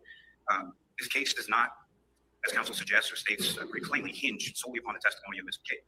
The statements and testimony of other witnesses, the forensic evidence, video evidence are conjunctively simply hard to reconcile with counsel's facts, even assuming everything appeared in their motions and affidavits true and accurate, which I submit that it's not. The predominant amount of statements made by the defendant to this witness being Ms. McCabe were made by the defendant in the presence of additional witnesses, which is conspicuously absent from counsel's recitation. Counsel states in the motion that the defendant, quote unquote, has always I know the hair gel is story ridiculous. for leaving Mr. O'Keefe at the Fairview residence and calling him repeatedly to ensure that he was LA looks. The defendant, over the course of the investigation, a lot of things to a lot of people. She talked to a lot of civilians. She talked to a number of troopers. Yeah, she was in distress. The investigation. This story was never presented. Not once. What story? She did present varying accounts to varying people as far as when she last saw Mr. O'Keefe, what happened with Mr. O'Keefe last time she saw him, but never this particular version of events. The defendant seems to suggest that the body of Mr. O'Keefe was discovered that morning by the defendant and Ms. McCabe. However, Ms. Roberts was present with him at this time as well, but remains absent from counsel's recitation of the facts. Counsel further states that Ms. McCabe, quote unquote, inserted herself into the defendant's search that morning for Mr. O'Keefe. However, it was the defendant that awoke the victim's niece at approximately 4:30 in the morning, had the niece repeatedly call and text Mr. O'Keefe, and then asked or instructed the niece to call at 4:53 in the morning. So this suggestion that Ms. McCabe is up all night pacing around her bedroom, or that she's shockingly awake at 4:53 in the morning and answers this call from the defendant.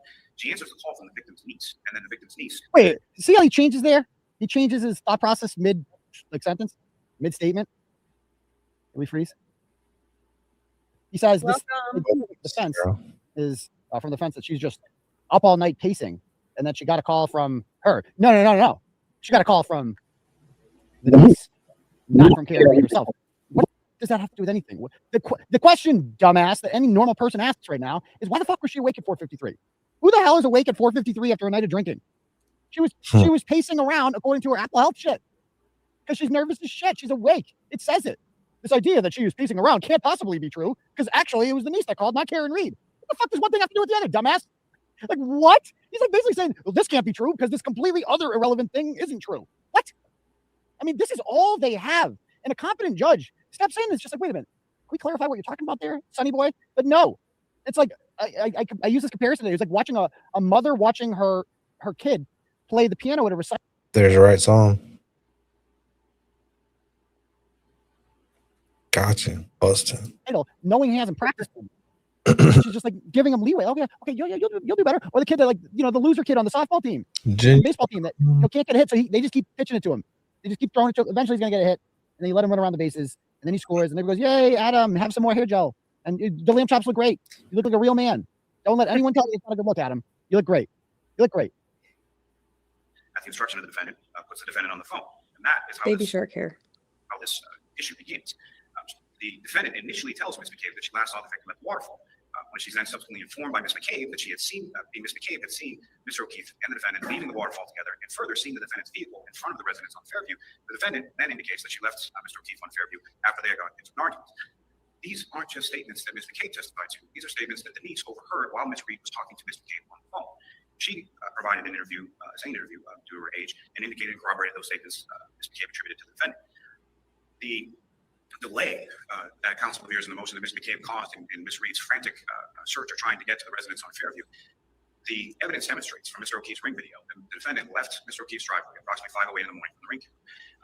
She does not arrive for approximately half an hour later at Ms. McCabe's home. And the information from her phone and the information from the video from the Camden Public Library and from Temple indicates that during that time frame, she travels towards the waterfall. She travels in the direction of the Fairview residence. Who cares? So any delay that was caused in her getting to that residence with Ms. McCabe and Ms. Roberts was her own doing and not that of Ms. McCabe. Now, the defendant also states that Ms. McCabe stated to Trooper Proctor that while they were searching for Mr. O'Keefe, the defendant repeatedly asked, "Could I hit him? Did I hit him?" Did I crap out there? Hold on. Are we back? The defendant also repeated these statements when the body of the victim was discovered, as reflected in the testimony of Ms. McCabe. It's also reflected in the testimony of Ms. Roberts. It's also reflected in the testimony of first responders, paramedic who was standing directly next to the defendant when she said these things in response to the paramedic's questions. The further statements that Ms. McCabe attributes to the defendant while they're driving around.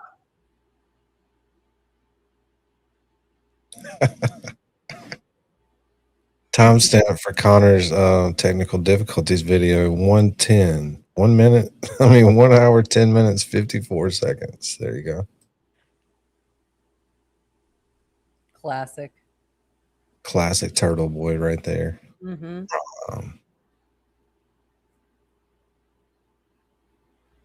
He says what green or blue screen wasn't falling down or knocking his phone over or his mic down or Are we live? Are we back? Laura J. Oh, behave.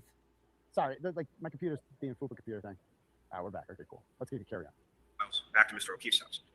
So all of these statements that Ms. McCabe has reported to have created are corroborated by other witnesses, by video, and by forensic. Like this is all they have on her. Is like the new revelations or the new evidence that counsel fears was withheld from the defense that Mr. Green has apparently uncovered. Mr. Green has apparently uncovered. Yeah, like he's some moron.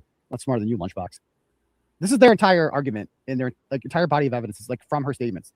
It's literally my cousin Vinny. It's I shot the clerk. I shot the clerk. She said, "Could I hit him? Did I hit him? Oh my God, did I hit him?" Because she's thinking like, "What the fuck happened to him?" Like she's thinking out loud. She's experiencing trauma. She has just been told in the car, like, "Did you do this?" It's been put in her head by John McCabe. Did you do this? Because what other logical explanation can Karen Reed reach? That a plow did it? What, did she think he got beaten up and murdered in there and thrown out in the cold to die? Why would she ever think of that? Who would do that? But apparently, over time, that has become the only plausible explanation for what happened. So, literally, that's all they have is like her statements at the time. That is all they keep going back to. It's specious at best. It's from the affidavits or the reports that were subsequently done by Trooper Marino and an independent forensic experts that our office hired in regard to this. Kylie, don't encourage him. Within the attachment I filed report, approximately Jesus 21-page resume that she has in this particular field. She teaches in this field. She writes in this field. Well, who is she? She comes to the same conclusion that Trooper Marino does. That those rule searches that are attributed by Mr. Green as happening at 2:27 and 40 seconds in the morning did not occur at that time. They were a result of the file being parsed from a write-ahead log or a wall file. He doesn't even know what any of this means. Oh, like what a wall file? What is that? Can you explain that to me? What are you talking about there? Because Rick Green's an expert on this. And again, the whole purpose of an evidentiary hearing is Rick Green you will have the chance, Lunchbox, to ask Rick Green about this. If you think he made a mistake, you have the chance to cross-examine him. Doesn't the judge want to see that? No, because the judge is just as corrupt as the rest of these assholes. Just a lazy, and no, is she in on the conspiracy? No, of course she's not in on the conspiracy. She's just a lazy piece of shit. She's a lazy government worker, man. And she favors her hometown boy. She doesn't like all this drama. She likes her nice, simple courtroom that no one's paying attention to. She doesn't like all this drama in her courtroom. Of course she's going to side with Lunchbox here. Analogy that I would make as far as Mr. Green's analysis of the phone is very similar to counsel's recitation of facts. It shows you one thing, but neglects to put it in the context of the rest of the facts. Neglects to put it in the context of the remainder of the evidence. And what Mr. Green does is, yes, there is an indication in the phone that there was a search at 2:27 and 40 seconds in the morning. However, if you look behind that data as to when... It's a pretty good point right there. I was thinking it too. Yeah. When he explains himself and what he's thinking. Think that's worthy right there? I mean, he's not saying it's straight corruption. He said, but it's not about McAlvers either, so... It can't help but include it as long as we don't oversaturate it to where it makes more work for the attorneys. Yeah. Yeah, you can let's add it. 1 hour, 15 minutes, 18 seconds. 1:15:18 explanation. Okay. when that entry was actually created. It's 6:23 a.m. and 6:24 a.m., which is while Ms. McCabe is on the scene in front of the Fairview residence with the defendant, conducting that Google search in response to the defendant's request to conduct that Google search. Oh, it's Karen Reed. It was Karen Reed's fault, guys. Karen Reed made her do it at 6:23. She made her Google how long to die in cold. No, stupid. She Googled how long to die in cold at that time because she thought that, like, if I Google it now, maybe that will erase the other one that I did before. Now, because it makes sense to Google it at 6:23. But when you think about it, like, does it? Does it though? If you just found a body of a person that you saw 6 hours ago and that was dead on the front lawn, you're like, you know what I'm gonna do? I'm gonna hit up Google. I'm gonna ask Jeeves and figure out how long does he have to die in cold. I'm just curious. I mean, of all the questions you would ask, because why would you even Google that question? Because you don't know how long he's been out there, right? Well, I guess he's been out there 6 hours. That's what you're gonna say. But look at his body. He didn't just die from the cold. You would ask the professionals at the scene. Freaking skull fracture. You wouldn't Google it.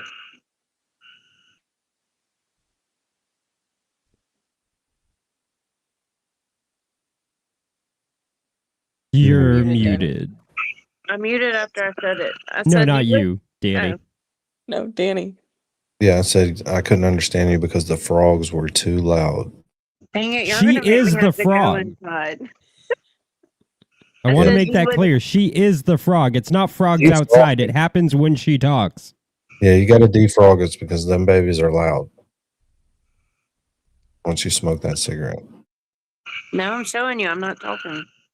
I said you would not Google that. You would have asked the medical professionals at the scene. They're all around. Why would you Google it? Yeah. His eyes are popping out. He has a huge gash in the back of his head. His arm got eaten by a pack of coyotes. And she's like, you know, I'm gonna do some Googling. Just figure this one out. I wonder how long he had. I wonder how long he had out there. Just curious. No. I mean, think how diabolical that tweet is to do at 2:27. How evil that tweet is. I mean, that Google is at 2:27. Like, that is a woman. That John O'Keefe is a human being. And she is just counting the clock down. Like, how long till he dies? How much longer do we have till he can't wake up and tell anyone what just happened to him? Fucking evil, man. I looked evil in the face today. I really did. To that effect. As far as these deletions within the phone, both forensic experts, Major Perino and Ms. High, indicate that these deletions are not something that is actively done by the user.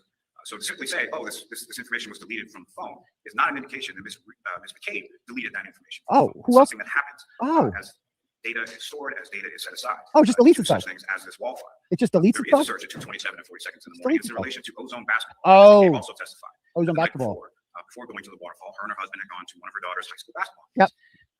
She indicated that girls play basketball, girls play sports. She's checking scores. She's checking stories about her child's basketball game at 2:27. That's what you're saying. Right. The best way that I can describe this is if you were to open up the Safari app on your cell phone and you engage the Google website and you do a Google search, then you close that Safari tab, the Safari application, you put the phone down on the desk for 6 hours. You pick up the phone again after that time has elapsed. You go back to the same Safari tab. And you go back without creating a new tab or a new website. You go back and do a subsequent Google search. That subsequent Google search that you're doing at say 6 p.m. is going to reflect. Hold on, I'm going to rewind this. I'm going to try this out. Like I'm in the background nodding and shit. I'm like, this is the most retarded shit I've ever heard. So again, let me. Then you close that Safari tab. What's he saying here? Safari application. I got to hear this. Down, play basketball, girls play sports. She's checking scores. By the way, just the whole idea that like she came home like what parents don't go out and get drunk with their friends, and then at 2:27 you're like, you know what I'm going to do? I'm going to check out those standings. I need to see which 14-year-olds are ahead of my daughter's 14-year-old team. I really need to know that right now. Ozone basketball. Here I come. We're going to get to the bottom of this. So I'm going to test out his theory here. What he says. She's checking standings. She's checking stories about her child's basketball game at 2:27. Essentially, the best way that I can describe this is if you were to open up the Safari app on your cell phone. Okay, did that. And you engage the Google website and you do a Google search. Okay, so engage the Google website and do a Google search for what? I thought he said she wasn't Googling things, right? She wasn't Googling anything. Then you close that Safari tab. Okay. The Safari application, you put the phone down. Okay, so I close Safari. So I'm going to Google first thing that comes out there. Okay, I just Googled something. So I'm going to close this out, Safari. I'm going to put the phone down. On the desk okay. for 6 hours. Okay. You pick up the phone again okay. after that time is okay. You go back to the same Safari tab. Okay. And you go back without creating a new tab or a new website. You go back and do a subsequent Google search. That subsequent Google search that you're doing at say 6 p.m. is going to reflect in the phone as being done when the website was first visited, when Google was first visited. That's 6 hours. Oh my God. I get it. What he's saying now. Oh my God. He's saying that this is wild. He's saying that, okay, so if you go, so she was searching for ozone basketball at 2:27 a.m. on Google. And then when she came on at 6:23, and by the way, Why was it deleted? Not like that 227 ozone basketball thing. That wasn't in Trooper Garino's report. That didn't appear. Why wasn't that? I thought it was a full extract. It just didn't appear. Now, well, actually, it was this. They have an answer for everything. They don't have any explanation or evidence to back up anything they say, but they have an answer for it. So he's saying that like you Google something at 2:27 a.m. You get out of Safari, you put your phone down. Then at 6:23, when she Googles how long to die in cold, it only comes up as 2:27 because you were previously on the Google website, as he calls it, at 2:27. Like this is what like, and he might believe this because he's obviously functionally retarded himself when it comes to the internet. And this is two geriatric boomers here explaining it back and forth. Oh wow, he's probably like my age. Explaining like to a boomer judge here how the internet works. You think she understands any of this? She's like, oh, whatever you say, Lunchbox. Whatever you say, you're doing great. You've obviously studied a lot. I'm real proud of you. Here's a gold star. Oh my God. That is what happened in this particular case, and it's borne out throughout the affidavits and reports from the various forensic experts in relation to. So yeah, like somebody asked, like, why is she Googling how long to die on cold? Because it would make sense for her to Google it at 6:23 after they found the body. It would make no sense for her to Google it at 2:27 because she claims that she thought John O'Keefe went home, so she would have no reason to think anyone was dying in the cold. See what I'm saying? It's like, no, actually, that search was made at 6:23, not 2:27. Evidence is, I said so, bro.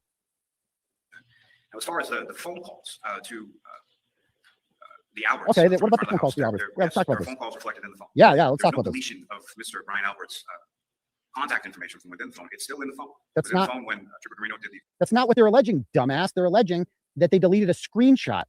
He probably doesn't even know what a screenshot is because he's moronic.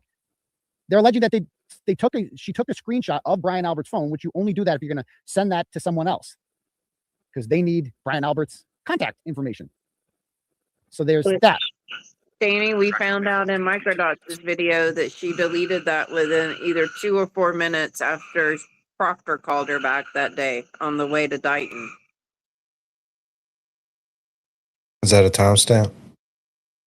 No, just bringing up a fact. Sorry. Oh. It's still on the phone now. Oh, and let me see. I think I figured out.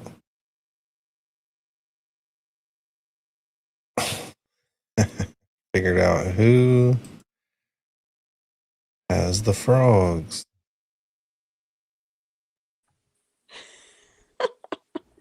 It's the Scooby-Doo ending. Exactly what I was about to say. Okay, I like that one much better because that one's more realistic. Scooby-Dooby-Doo. I'm about to go inside so I don't derail this whole experiment we're doing here. Yeah, because it's borderline already. The frogs have taken a hold. We're going to have to eat some of them to get out of here. It's frog inception. I think our police were home, finds a friend lying on his back, struggling for his life. And she makes a phone call to her sister. The phone call's durations, they do list as answers. Now listen to this. Calls when they go to voicemail, they list in the phone as answer. And the duration of the calls, I think, is telling. And that the first call is 6:07 and 42 seconds, last word duration of 9 seconds. The second call, 6:08 and 17 seconds, which also lists as answer, last word duration of 7 seconds. These are calls that are going to voicemail. And then subsequent to that, at 6:23, Ms. McKay makes a phone call to Brian Albert, which lists as unanswered. The last, as far as the health data. Wait, what? That's it? I don't want to keep reiterating this like I spoke about it in the last court date, but the health data. Oh, did he talk about the voicemail? Did I miss that part? Hold on. First call, 6:07 and 42 seconds, last word duration of 9 seconds. The second call, 6:08 and 17 seconds, which also lists as answered, last word duration of 7 seconds. These are calls that are going to voicemail. What? Subsequent to that, at 6:23. Like, okay, just stop right there. Stop right there. Because again, let's review here. At 6:07 and 6:08, 4 minutes after the body was discovered, right after Jen McCabe gets off the phone with 911. And by the way, Jen McCabe didn't get out of the car. Okay. The only person who made any attempt to save John O'Keefe's life and see if he was still alive was Karen Reed. Because she's the only one that gave a shit about him. And now they're blaming her for his murder. I cannot wait to hear the 911 tape, by the way. I cannot wait to hear that 911 tape. So at 6:07 and 6:08, she calls her sister, Nicole, and it says answered for a duration of 7 seconds and then 9 seconds. At 6:07 and 6:08. So what did they talk about? Well, he claims it went to voicemail. No, dumbass. And I'm going to show you right now because this just needs to be discussed. I mean, it's just, you're listening to these lies and you're like, dude, no. And you just want to scream. I mean, how many people are watching this and we're just like, dude, what? How is this happening in a court? How is this fucking moronic idiot up here spewing untruths? Hold on, let me get this. Okay, I want to look at the call record. I want to show you exactly what I mean here by this. And to show you what he's talking about. So we're going to go to part 2 of this series. or no, part 3 rather, because this is where all of the call logs are listed. We published all of the logs from Jen McCabe's phone. And by the way, all these troopers gave money to Morrissey, the DA in this case. I mean, come on. Not all of the logs, as we learned in trial 2. Let me make Find sure you got Jennifer's call log. Okay. John O'Keefe's call log. That is his movement. Okay, here's her call logs. This is Jen McCabe's call log. And I don't know if you guys can see this. Let me make it big. All right. So I don't know if I can zoom in on this, but all right. So you see here where it says, like, this is the call they're talking about. Where's the 607 call? Oh no, yeah, 607. Okay. Answered to Coco, right? 9 seconds, 7 seconds. It says answered. But then, are there any other ones to Coco? All the ones to Coco always get answered. That one's incoming, gets answered.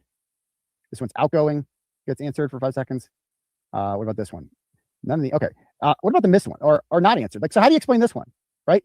This one says not answered. So if Lunchbox's idiotic theory here that he's pulling out of his ass is that calls that are only 7 to 9 seconds are indicative that they went to voicemail, that no one actually picked up, that they went straight to voicemail, then what does an unanswered call mean?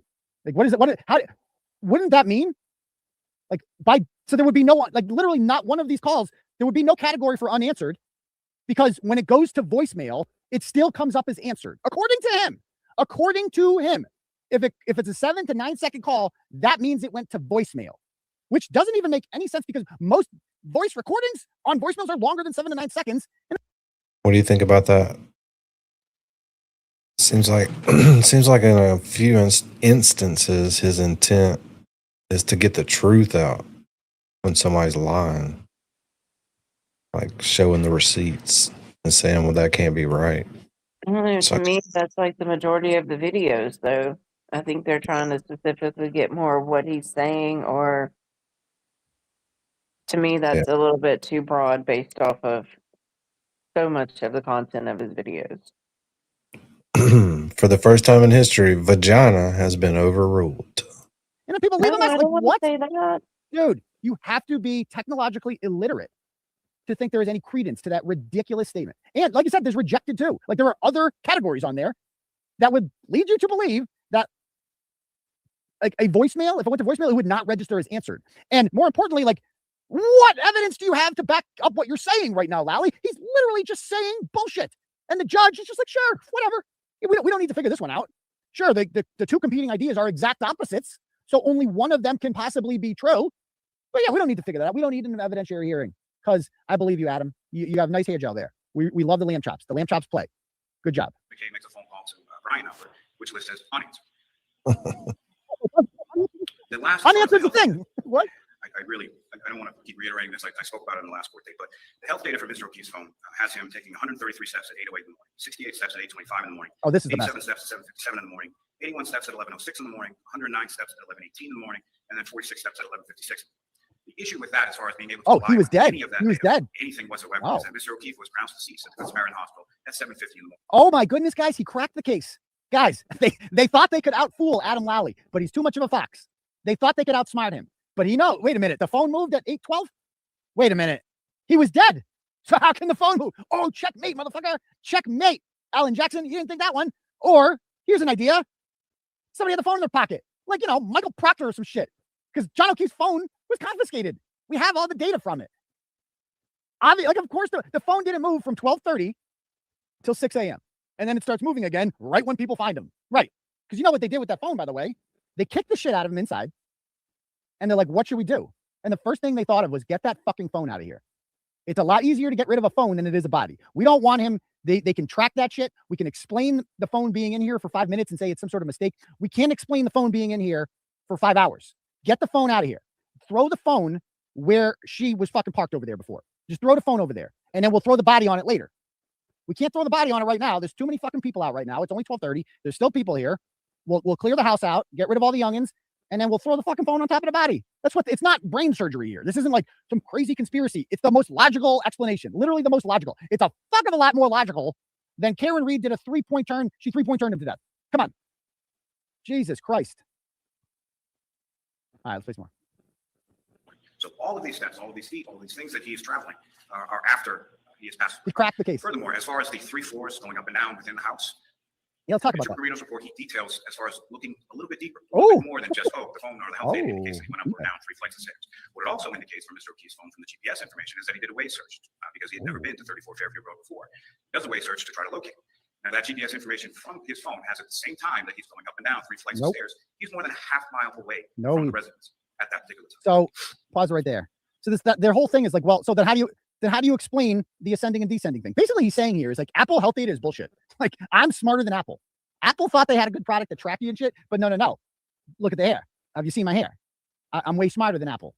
So take on that. I'm Professor Plum over here. Look at me. I'm sharp. I'm a dandy. And so how do you explain? Like, they have no explanation for the phone moving up and down. Is there a staircase in Karen Reed's car that I don't know about? Perhaps. I don't know.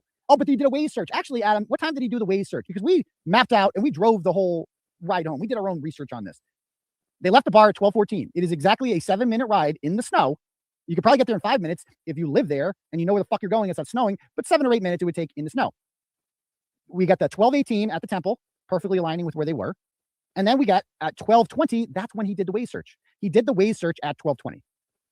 And that's because they overshot Fairview. Because we know they overshot Fairview because they came from the other way on Cedar Crest. They were coming from the dead end way. And the only way you'd be coming from that way is if you went by Fairview, which Karen Reed did.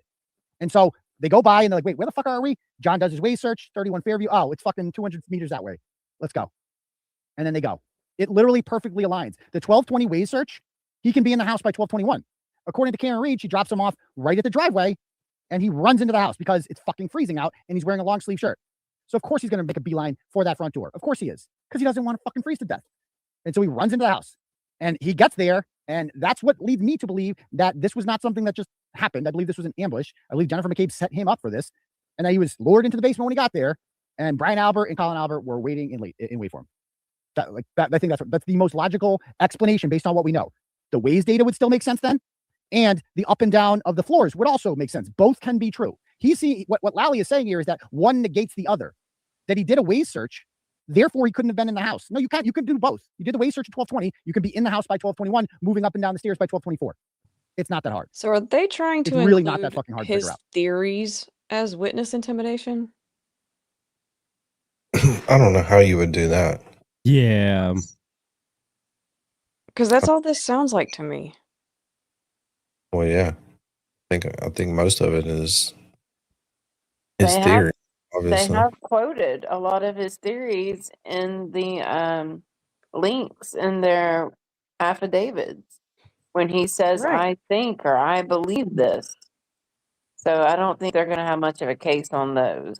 No, definitely not. If it were England, maybe.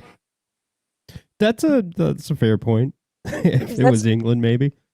Yeah, that's all he just talked about, though, is like, it's a theory. This is what I think could have happened. Got a point.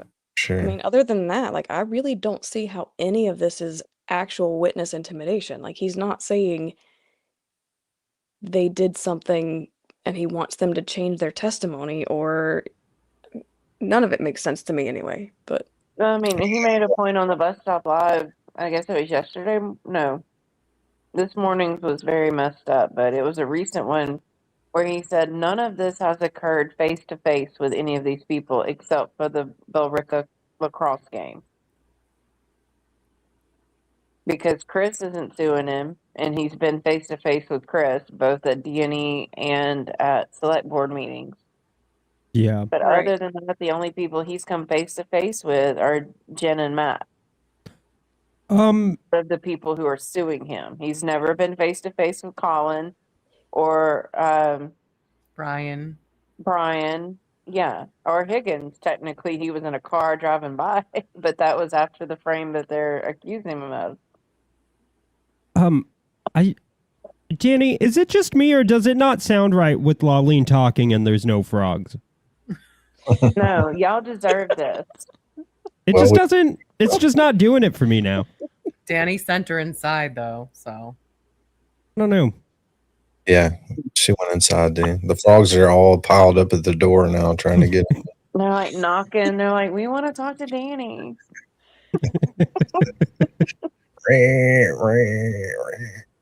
I mean, Laling, And this aren't you guy's just supposed to throwing shit kiss out all there. of them? They can be your princes. All the frogs are out there going, Jen, Jen. That is kind of what they sound like, honestly. Couldn't stop doing that in Melanie Little's chat earlier for a period of time because I got it in my head and then I couldn't stop doing it. I was like, oh my God, I gotta stop before she says something. And the worst part about this is he knows. I'm actually going to He head off knows because I got to get up everything he's saying is early. bullshit. Okay. Appreciate Bye. you hanging out. Joining us. Yes. Thank you very much, Virtual Drawer, for all your help. Thanks for inviting me up here. And yeah, so email me at therealvirtualjuror@gmail.com. Please include your YouTube handle if you want to join the Discord for getting all of this organized. Yep. All right. Yep. It's Have a a, great night. it's a Discord for smart people. If you don't know what you're doing, it's not like a party Discord like mine is, like 24/7, like a fucking 7-Eleven. No, it's not that. It's for people who know how to go through data and pick out shit that's worthy. Yeah. So while we do it on here, like Neanderthals, we'll let the smart people behind the scenes do it. And did you guys see April in the chat? Oh, she's been found. I told you if we put her on a milk carton, we'd find her. Okay, that's funny. Work every time. Good night, everybody. Good night. Night. Good night. But it worked. Later. We'll see you later. Later. All right, back to work. And he's pushing forward anyway because he's an evil, despicable piece of shit. And I hope he rots in hell. I hope if he has kids, I hope they're ashamed of him. I really do. Your dad is a fucking piece of shit, and he should rot in prison for the rest of his life because he's worthless. I wish you had a real dad. I wish you had a real dad. Anyway, back to it. It also gives speed. Traveling in a certain distance, meters per second, that's encapsulated within. That could be pertinent there. But he was talking about Lally, right? Oh, was it loud? Okay. Yeah. I thought I was talking about. Never mind. I wish you had a real dad. I like when he gets angry. It's funny. Yeah. It is. Like we live for turtle rants. Yep. Nothing better. Especially when he's talking about all of us. And I just love how Dean is appreciating this now. Same. I don't know. I don't appreciate anything. Measurements, GPS locations from Mr. O'Keefe's phone. And what they show is sort of concentric circles as far as the distance that the person could have traveled from that in those specific time frames. And essentially what it boils down to is there is a total of 3 seconds. 3 seconds. And the entire time that Mr. O'Keefe is in the area of 34 Fairview Road, that any of those concentric circles even touch the house of 34 Fairview Road. Oh God, hold on. Again, says who? Is it supposed to be like coconut milk or something like that? Or are you non-dairy? Almond milk. Don't give Or oat milk. James power by saying you're non-dairy. Says you're expert, so why can't the defense cross-examine them? I don't know, an evidentiary hearing. Those 3 seconds, the circles are able to then be condensed and more accurate information is generated in relation to putting him exactly where he was found at 6 o'clock the next morning by Ms. McCabe, the defendant, Ms. Roberts. And again, another statement attributed to Ms. McCabe is that Ms. Reed was the only one who all seen milk? the conditions, which I know the court has reviewed in relation to Officer Sharaf's cruiser camera footage of his approach and arrival at the scene, which is almost around the same time as the 3 ladies would have been approaching 34 Fairview. But the point being, again, is a statement that Ms. McCabe is the only one who said that the defendant said this, or the only one who described his reaction by the defendant as being the only one who could see Mr. O'Keefe laying in the snow, covered in snow from that distance in the dark in a blizzard. But unlike in the recitation of counsel's facts, Ms. Roberts, who was in the vehicle, says the exact same thing as Ms. McCabe. And I think one of the other things to note is that these 2 women, as far as Ms. McCabe and Ms. Roberts, essentially barely know each other at this. Okay, so first we're gonna cross the barely know each other in one moment. Barely know each other. I'm gonna write that down. But Timestamp Turtleboy timestamping. Anytime people mention hand jobs, anytime Turtleboy timestamps, and anytime we get intent, right? we went to the house, man. We did, me and my camera guy Richie, we did it. We reenacted it all. It's not scientific, it's not perfect, but it's so obvious, dude. If you had a 200 whatever pound body lying there 12 feet from the curb, you would see it. Oh, but it was snowing. Bitch, there was 1 inch at the time, maybe 2. If anything, the snow would illuminate the body more. The snow would make the body even more visible, because snow, for those of you unfamiliar, is white, and white makes things lighter in general. And so, like a big snowy day, you could see more shit, can't you? And it would be the same thing here. Like that body would be so recognizable. So the fact he's saying like this incriminates her. The fact that Karen Reed saw the body and they didn't, that incriminates them. Like how it is impossible not to see it. Carrie Roberts and What's-her-face, Jen McCabe, Horseface, they were in the shotgun. They would have seen it even better than her, and they didn't. Bullshit, they didn't see it. Of course they fucking saw it. Of course they saw it. And this fucking guy. And that's where they barely knew each other. I followed them to their car today. They left together. And like, let's look at Jen McCabe's call logs. They barely knew each other. Let's look at this real quick, shall we? Let's look at Jen McCabe's call logs. Since we have those, they don't dispute these. Let's see. So they barely knew each other. Oh, Carrie Roberts, incoming call answered 4 minutes and 15 seconds. Another one from Carrie, 5 minutes, 28 seconds. Another one, 2 seconds. Another one, 1:44. Another one, 1:27. Another one, 15:04. Look at all these. Oh, she checks in on Tom Beatty. Tom Beatty, are you good? You need to make sure you're not going to rat on us, are you? Right. Carrie Roberts, another one. She calls Carrie Roberts, 34 minutes and 37 seconds. But they barely knew each other. They barely knew each other. They just talk on the phone all day. But they barely know each other. What a coincidence. Barely. Yeah, they live in the same town. The kids go to the same schools. They live in the same fucking neighborhood, but they barely know each other. Come on. Stop it. Stop it. You know who barely knew each other? Matt McCabe and John O'Keefe. But yet he's there every fucking... Good point. That's a good one. So why? So he says why he's looking at the call logs. But he doesn't say why he was following them to their car, though, in that clip. He just noted that they left together when he was following them to the car. So you vote timestamp or no timestamp? I don't want to be the one everybody gets mad at, but it doesn't sound like intent to me in that one. Whatever, they can figure it out. It's a timestamp. Listen to it for 10 seconds and move on with their life. But they're going to have a lot to go through, is my point. I don't want to make it harder for them. It's just one timestamp. Yeah, I say we throw it in there. All right, it's 1 hour, 43 minutes, 19 seconds.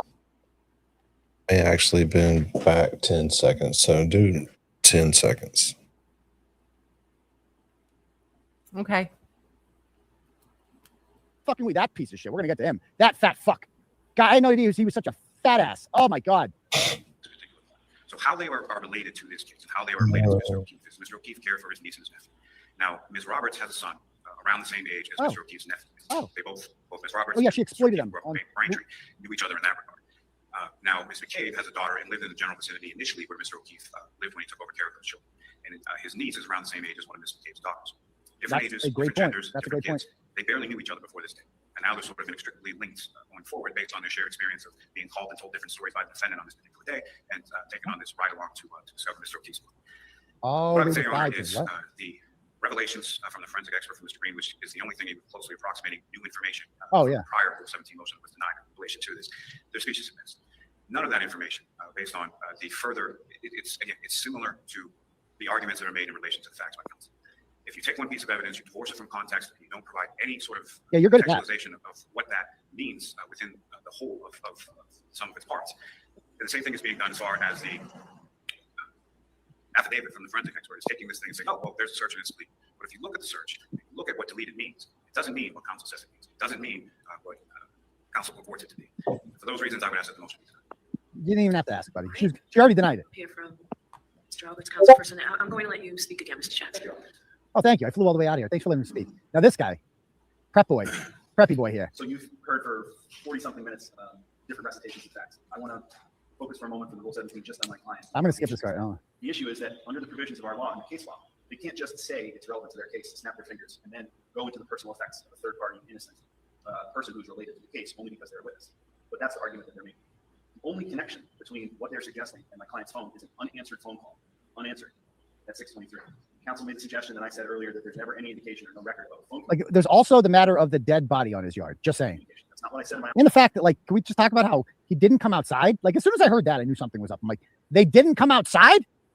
There's a body on the front yard. Like, let's say for a second that it did go to voicemail, which is fucking stupid. Obviously, it didn't go to voicemail. It says the calls weren't answered. And she goes, Karen's here. Don't come outside. Stay inside. That's what she fucking said. Well, let's say for a second that she didn't answer the phone. If you find a dead body on your friend's front yard and you call their phone and they don't answer, do you just throw your hands up in the air like, well, I guess we'll tell them tomorrow?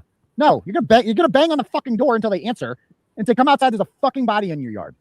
Brian Albert didn't. I'll tell you right now, if there's a dead body found on my property, I'm coming outside. I don't care what time of night it is. I'm coming outside because I want to see. I got some questions about the dead body on my yard. I got some questions. Not them though. Just let them sleep in.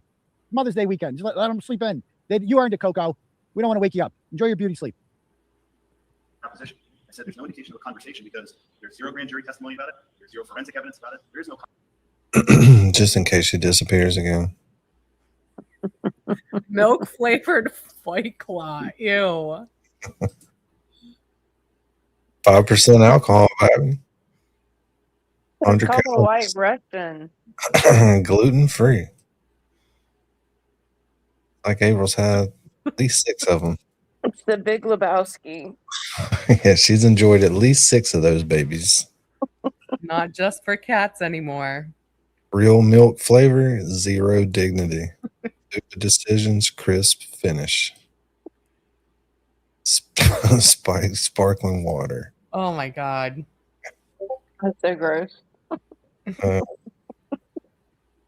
Milk White Claw. Get them while they're hot. But that's the suggestion they're using to then bootstrap the rest of the Oh, wow. The federal rule 17 equivalent, is guiding Massachusetts case law. That's been referenced in Lamprey Inquiry. There's a federal case that came out in 2018. I provided a copy to counsel, I provided it to the Commonwealth, and I'll hand up a copy to the court. It's, in essence, it's Commonwealth, United States versus Cartagena, Albadalejo, 299 F sub 3rd 378. And in this case, there is a Rule 17 subpoena that is issued by the defense seeking, quote, exact copies of the reports, photos, or notes regarding a shooting incident. To hear him getting all this in this particular text. case, the court made the comment in ruling against the Rule 17 decision. That request, just for copies of notes and photos or reports, was overly broad. Quote, the potential to bolster a complainant's allegations and the potential to undermine them provide possible material for impeachment, but the inability to articulate with precision what records he seeks or the purpose. Brother, that's Carl Dugall, dumbass. And that's his stupid wife there, Jackie. I mean, just fucking morons. There's Paul and his wife, Erin, or girlfriend, whatever she is. For which he seeks them, confirms that he cannot satisfy the specificity problem. If the moving party cannot reasonably specify the information contained or believed to be contained in the document sought, but merely, quote, hopes that something useful will turn up, this is a sure sign that the subpoena is being misused. Moreover, they have cited no authority to support the proposition that searching for, quote, alternate theories is a proper basis to compel production of documents. And that is precisely what we're dealing with here. The defense has a theory. I give them that. That's their job. But the Rule 17 standard does not allow that they snap their fingers, come up with a theory, and then intrude on other people's personal, private materials in order to then build their case. Because the concept there would mean that, again, talking about one phone call. So let's use this in some other case. Because if the court were to make this ruling, it would stand for a proposition. The proposition would be that if a witness to statements and a witness to conduct of the defendant makes a phone call, any phone call, the person that witness contacts has to turn their phone over to the defense if they want to create an alternate theory of the case. And that cannot be what Rule 17 stands for. Well, it can be if a body is found in the yard, okay? Just saying. This case, the federal rules, the state rules, they outline the standard that the defense needs to meet. And if you look at the actual Rule 17 that they filed, what they're requesting is 14 is designed for. Because all of their own supporting documents. Thank you. Okay, next up. All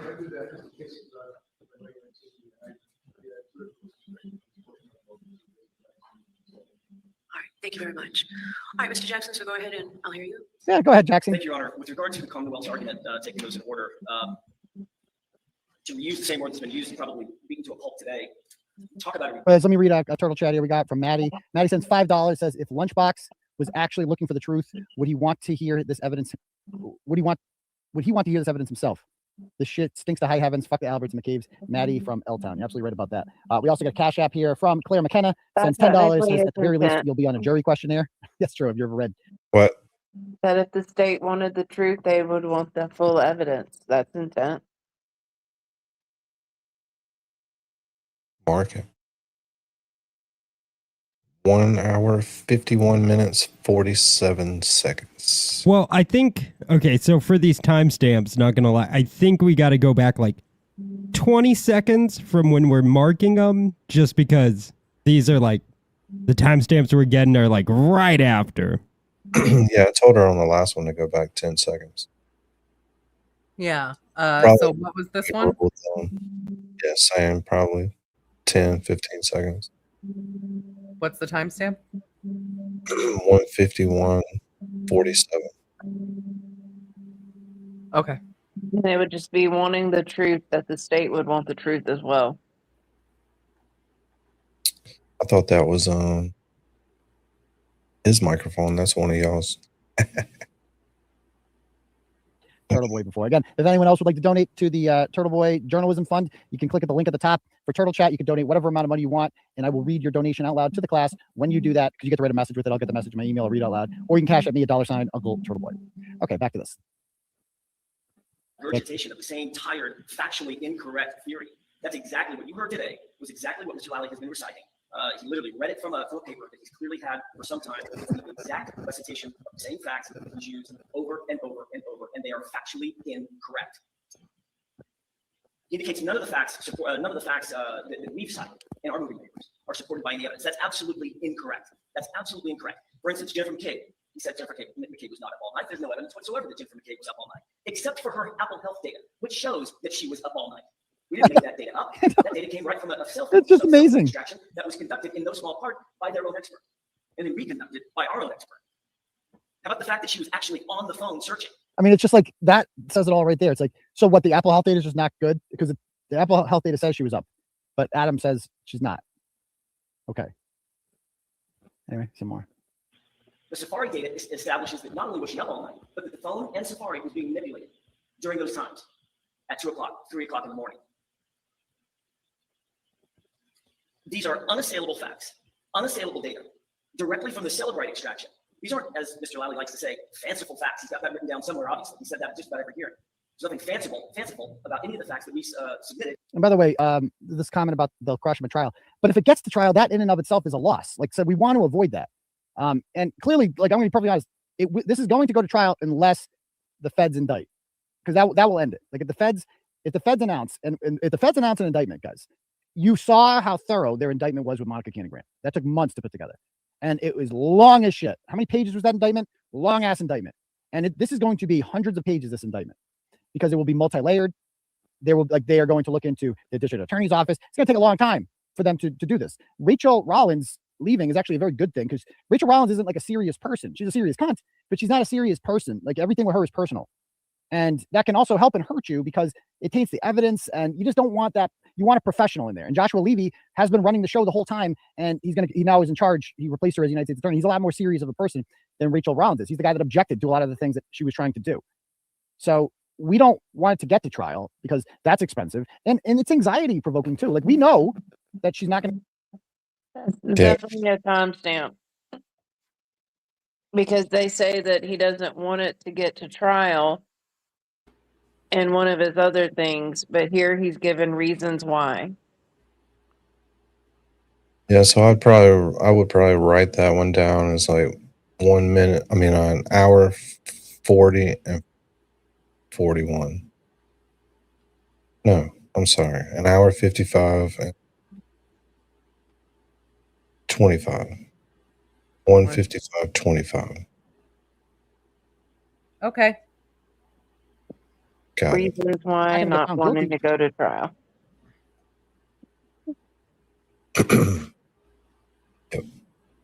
But there's still a level of anxiety. Like imagine waiting to hear a verdict back. Like I knew Kyle Rittenhouse was going to be found not guilty, but that time period in which you were waiting on the verdict, I mean, imagine the amount of anxiety a human being has going through them, waiting for that verdict, because you're literally, if they come back and they say the wrong words, your life is over. And Karen Reed doesn't deserve to be put through that anxiety. She doesn't deserve that. She seems like a nice person. Like she doesn't deserve that. And she spoke today for the first time. We'll get to that. So let's play some more. And it's supported with affidavits and evidence. Oh, so I guess what I was saying there, like last thing, is that we want, like the feds will take months to come up with an indictment. So the goal here is that it'll take at least a year to set up a trial, at least. And in that gives the feds plenty of time, because the second they drop an indictment on Jennifer McCabe and whoever else is the second that this can no longer go forward. Like that will be the end of it. That would be the, like, you can't have two competing trials going on in which two different people are being blamed for this. Can't have it. The Commonwealth's theory, quite to the converse, is supported by nearly nothing. Yes. Nothing. Everything that we suggested is supported by the data, the evidence, and the facts. Commonwealth's theory is supported by conjecture and really bad policing. Yes. Almost unbelievable and very troubling as an officer of the court. Mr. Lally provides a brand spanking new expert yesterday. We didn't have any of the information concerning this new expert. Quite frankly, I haven't even committed her name to memory yet. I don't even know who it is. Hyde, H-Y-D-E. First time I've ever heard of Jessica Hyde was yesterday while I was on the plane on my way here. That's when we received that information. And lo and behold, Mr. Lally springs that on us today. Yeah, this is the starts expert. Citing her factual conclusions and opinions. That is wildly inappropriate, wildly unfair. We haven't had an opportunity to look at her report, to review it in detail, to have our expert compare his notes to her report. What I will tell you is that what Mr. Lally said about her report is not quite true. He didn't quite get that right either. What she actually said is why the timestamp is listing the time of 2:27 and 40 seconds in the morning is unknown. Her words, not my words. You got that? So this is, by the way, we haven't even seen this yet, but they got this yesterday. The new expert, whoever this woman is, that the prosecution brought in at the last minute, she said that what is it? Again, let's play that one more time. This is her words.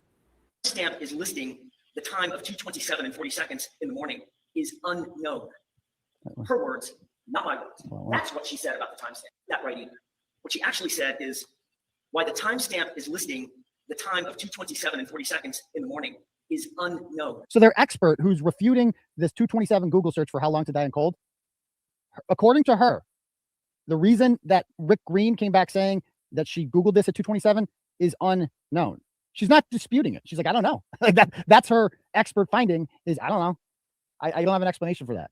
Literally her own fucking words. She never said it didn't happen. She's just like unknown. Her words, not my words. That's what she said about the timestamp. That her conclusion is the reason for the definitive timestamp is unknown to her. Well, we know why it is because we've had more time to distill it. There's something, and I'll take this opportunity since Mr. Lally brought it up and try to explain what his theory, an incorrect theory of the timestamp is. I'll take a minute to explain what the actual true facts are. An Apple iPhone has a clock in it. Here we go. This is great. This is great. Clocks. One of those internal clocks is run by a program known as Apple COCOA core time. The Apple Cocoa core time is the number of seconds from January 1st, 2001 until right now. So for instance, if I open my phone, this is great.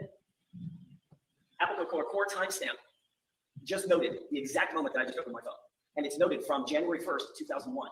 Right now, actually in 2022, in January 2022, those numbers of seconds was around 665 million. About 665 million seconds had passed between January 1st at midnight, 2001 to January 29th, around midnight, around 2:27 in the morning on January 29th, 2022. Why is that important? Because their expert, Mr. Garino, indicated, oh, well, we can't rely on the timestamp of how long to die in cold because that's the exact same time as the Ozark basketball web. He kept calling it Ozark. It's ozone. Brought up. So something must have gone wrong. I don't really know what it was, but it must have been something. Well, what we would do, had we had an opportunity to cross-examine Mr. Garino, is perhaps explain to him that which he doesn't know, which is the following. More than one web page can be up and open on a cell phone at any given time. Yes. The court knows this. That's what I said. Owns a cell phone knows this. You can have multiple pages open. One page is sitting on top of the other. Yes. And then there are multiple pages behind it. All those pages are still open and potentially running in the program, in the iPhone. The 227, how long to die in cold search was like, so this is my phone right now, one of them. Okay. And as you guys see here, I don't know if you guys can see that. Hold on. Stupid light is refresh. See all those? Those are all windows. I have all up. It's like, those are all windows. Okay. Safari windows that are all open on my phone at the same time. The second I open Safari up, it's registering all of these fucking windows here as I've gone to those all. I've accessed all of them. I click on that, boom, it's been registered. It's the same thing.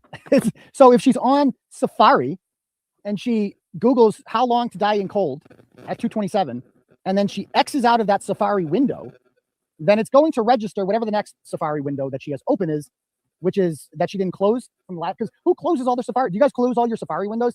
I do a general cleansing like once a month when I'm like, Jesus Christ, I got 120 fucking windows open right now. I mean, it's not hurting anyone, but I mean, I might as well start Xing these out. That Jennifer McCabe was probably looking at ozone basketball stuff earlier in the day. But at that time, she was Googling how long to die in cold. And the second she gets her answer, she X's it out. And then the phone registers ozone basketball. I mean, it's really fucking simple. And this is like educating boomers here. That's what's happening right now. Nanoseconds, milliseconds before the Ozark basketball search. I feel like there may be some kind of intent in that whole situation there. I mean, it kind of goes. Though. It goes back more to his theory, which we were kind of discussing earlier. Yeah, not timestamp worthy, but it was close. If he would have specified something a little bit better, Page came up. I don't know. How did Apple Cocoa core time relate those two events, those two artifacts on the phone? It happened like this.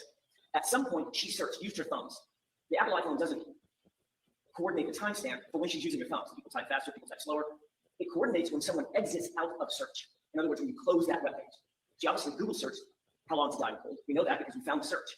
The deletion was not the deletion of the search, it was the deletion of the page. Yes. As soon as that page was deleted, the other page Yes. behind it, Ozark basketball, was immediately populated. And when I say immediately, Exactly. not at the same time, nanoseconds behind it. We actually have the nanoseconds. It's 5 digits beyond the decimal. We know exactly how that happened and why it happened. And Rick Green, our expert, has verified that, not through 1, not through 2, but 5 different tools, establishing exactly how long that it took for the Ozark page to populate behind the how long to die in cold. Good show, once but- Jennifer McCabe exited out of that page, if that makes sense. So we know Kind that of she was reminds me. Googling how long to die in cold at minimum, 3 hours before John O'Keefe's body was ever found. This is not some anomaly. It's not a question. It's not, as their new expert says, unknown why the Google search took place, or the timestamp is what it is, 22740. We actually know. Rick Green knows. His colleagues know. And the scientific community knows.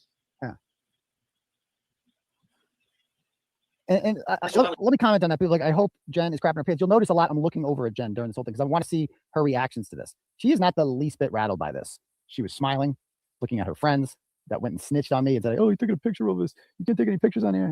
We'll see about that. We'll see about that. What's that a picture of? Ooh, maybe I do. Maybe I don't. We'll see. But definitely wouldn't post that for sure. Either way. Back to this. They also said, Jennifer McCabe, she didn't delete anything. This stuff just happens. Well, stuff just doesn't delete itself on an iPhone. Everybody that has an iPhone. I know. He actually said that. It deletes itself. Stuff doesn't just delete itself. Deletes itself. Everything that was deleted was concentrated into a time period. Yes. It was concentrated on or around January 29th, 2022. Yeah, it's kind of weird. Around 6 a.m. Yeah, 7 a.m., nothing else was deleted. 8 a.m. throughout the day on the 29th. And up until she turned that phone in on February 2nd. 4 days later. Those deletions weren't coincidental. They were done by her. 18 separate calls were deleted. There were 7, by the way, and I will address counsel's statements about Brian Albert on his phone in just a second, but it dovetails into what I'm saying right now. In terms of the conversations the counsel talks about, what he said was there was no conversation between Brian Albert and Jen McCabe on the 28th or the 29th. He's just wrong about that. He's ignoring the facts. There were 7 phone calls. One of them at 6:24 a.m. was unanswered. The other 6 were all answered. And there were conversations. They were in some cases not just seconds, but minutes long. So there is evidence that McCabe and Albert were communicating back and forth to one another. That's why it's important that we verify what those communications. Like I'm looking at her call logs right now. I've shared it earlier. You can go back and screen grab it. She talked to him. I'm looking at the Uncle Brian A calls. Yeah. So the 6:23 call was not answered. And you know what it says for duration for not answered? 0 seconds because it went to voicemail. So that's what it comes up as, not answered. The next call to Uncle Brian A was an incoming call that she answered at 11:30 a.m. that lasted 1 minute and 31 seconds. She then called him at 12:20 p.m. and they spoke for 7 minutes and 53 seconds. Then at 1:46 p.m., she's on the phone literally the entire day for 6 minutes and 6 seconds. She talked to Uncle Brian A. Uncle Brian A then called her again at 2:36 p.m. and they spoke for 4 minutes and 35 seconds. They spoke the whole day. This woman was on the phone, Chatty Cathy, the whole day. I mean, and with Brian, but they didn't talk. And Lally said that with a straight face. They never spoke. Bitch, it says this is the definition of gaslighting. It says right there that they talked. And how long they took, and what other communications might exist on Brian Albert's phone that weren't sanitized by Jennifer McCabe before she turned her phone into the authorities. There were also phone calls, not to Brian Albert, but to Nicole Albert at 6:07 and 6:08 in the morning. That lasted, 6:03 and 6:04. No, you had it right the first time. 9 seconds and 7 seconds. 6:07 and 6:08. The 6:03 call was number 1. Brian Albert's call wasn't answered. But previous to that call, that Brian Albert ignored, 2 calls to his wife. His wife who would be sleeping next to him at that time. Now, 9 seconds and 7 seconds isn't very long. It's not long enough to say, "Oh my God, you guys get up, hurry out here. We just found John O'Keefe's body in your front lawn." It's not long enough to say that and have a conversation about that. But it is long enough to say something like, "Listen, we're here. Don't come outside." Don't come outside. It is long enough for that. All right, Dean, I need to find that. What's up? Send me that clip of Jolene Lunzer talking about Rat House Media. I don't have a clip. It's live right now. But yeah, somebody on Twitter tagged me and was like, "Get in here. They mentioned you in Rat House." And I was like, "Was it good or bad?" And she was like, "It's good. They love you. They love you guys." And they did a Danny impersonation. They love us or they love you, Dean? No, us. Who is Jolene Lunzer? Well, actually, I don't know about you, Mary B, but I think they love me and Danny. I'm not actually sure. I'm not sure of anybody who loves you, to be I'm honest. just not here. Like, I don't get the love or the hate. I'm just not here. Yeah, Who is this person? It hilarious. is. like her. Let me see. Yeah, Jolene Lonzer. Yeah, She's fucking hilarious. You've never watched Jolene? I've never. It's actually right here. You're about to whenever I get this clip. And I don't have the clip. I just there might have be a the voice live stream. Oh, okay. If you can give me a timestamp, I'll pull it up real quick.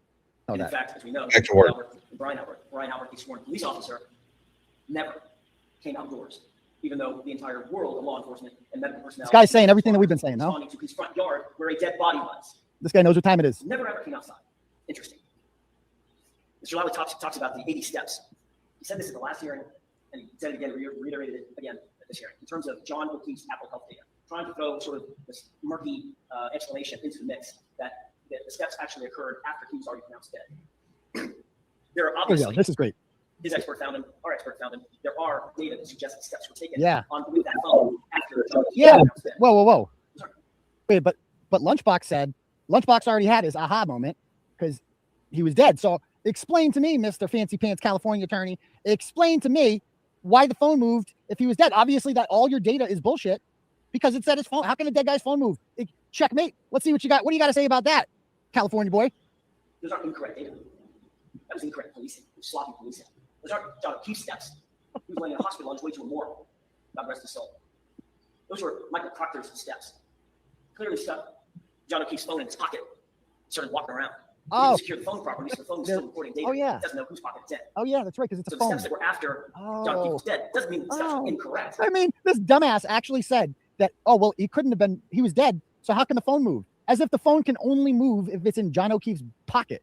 It can move in anyone's pocket. Oh my fucking god! It's just so simple. And the judge, we'll get to that. Or it's unreliable data. It means it was in a different person's possession, Michael Proctor's possession. And that's his fault. Like I said, he just didn't secure the phone. With regard to Kerry Roberts, Mr. Lowry just makes this pronouncement, as the Commonwealth is wanting to do, just these factual pronouncements, with no facts to support it. Kerry Roberts and Jennifer McCabe, quote, barely knew each other. Yeah, barely knew each other. We have 15 phone calls. 15. They spoke all day. phone calls on the 29th between Jennifer McCabe and Kerry Roberts. Barely knew each other? If that's true, they got to know each other real quick. Yeah. They left with each other, by the way. With regard to the statements made by counsel on behalf of Mr. Albert, again, indicates that no conversation. What I said in my papers, Your Honor, was there was no conversation, no evidence of any conversation between Brian Albert and Jennifer McCabe. Therefore, there was one unanswered call. That's all you should look at. Everything else is just cannon fodder. Just ignore it. How about the other 7 calls that were made and answered on January 29th? Yeah, what about those? Between Jennifer McCabe and Brian Albert. Yeah. Indicates that we lack specificity in our request. Your Honor, I have nary seen a more specific request. I can't find it, Dan. I scanned across it. I'm listening right now. People are asking, is Jolene the attorney that was so funny on the Meredith and Aiden court hearing? Is that her? She was dressed as a judge. Okay. Yeah, I know who you're talking about. Yeah, she was funny. She's hilarious. She is hilarious. Ever. We have narrowed our request down to only communications and location data for Brian Albert's phone, and only for the time period between January 29th and February 5th. It couldn't be more narrow. Yeah, they don't want all your shit. They just want like that time period. For a free-for-all search of this right. phone. We're looking for communication. We don't need to see all the location mistresses, data but we're good. And only for the time period relevant to his involvement in this case. One of the things that counsel suggests is that. Did you just hear him? The defense is entitled to put on whatever defense they want. We can have a third-party culpability if we wish. But we're not allowed to just go and pick and choose and just throw a dart, pick someone out randomly to evade their privacy. I mean, and by the way, it's just like obviously Alan Jackson's a very good attorney and he's making very good points. But the sad part about that is that's working against Karen Reed. Is like it's just personality matters. And the judge is just like, I don't like you, douchebag. I don't like you. So I'm gonna fuck over this innocent woman because she hired you as an attorney. And I just don't like the jib of your, I don't like the jib of your sail here, Captain. Calm down. Like, no, this isn't, I'm gonna teach you a lesson, rookie. Get the fuck out of here. First of all, we're not invading anybody's privacy.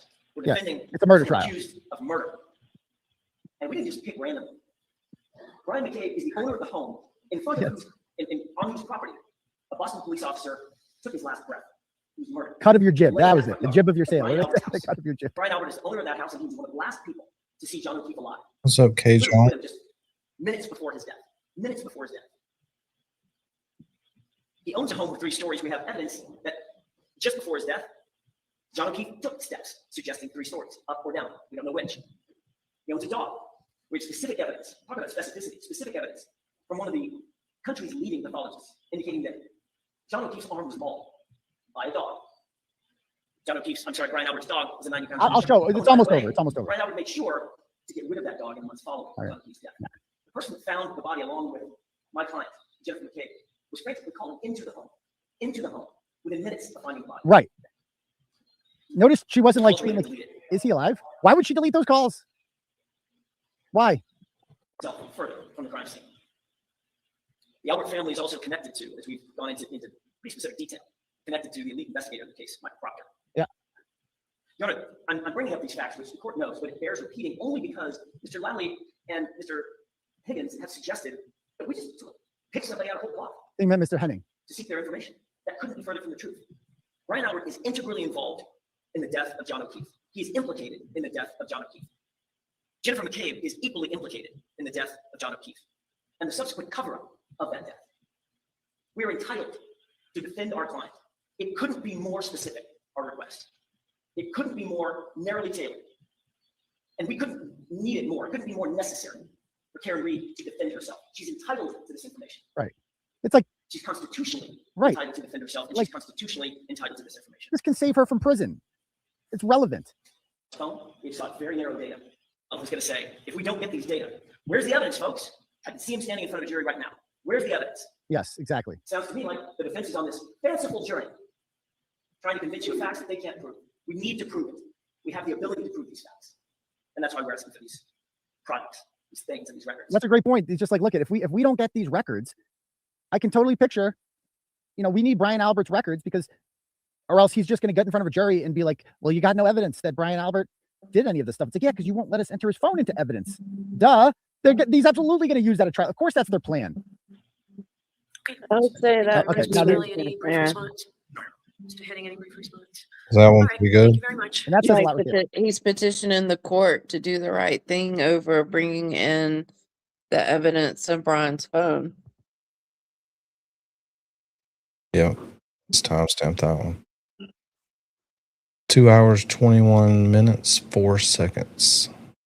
Because Brian is a defendant and he's saying, that he's intimidating him, but he's simply saying, why hasn't the police done their job in getting this information in order to either include him or not include him in this? Yeah. Yeah. So take 15 seconds off of that, Mary B.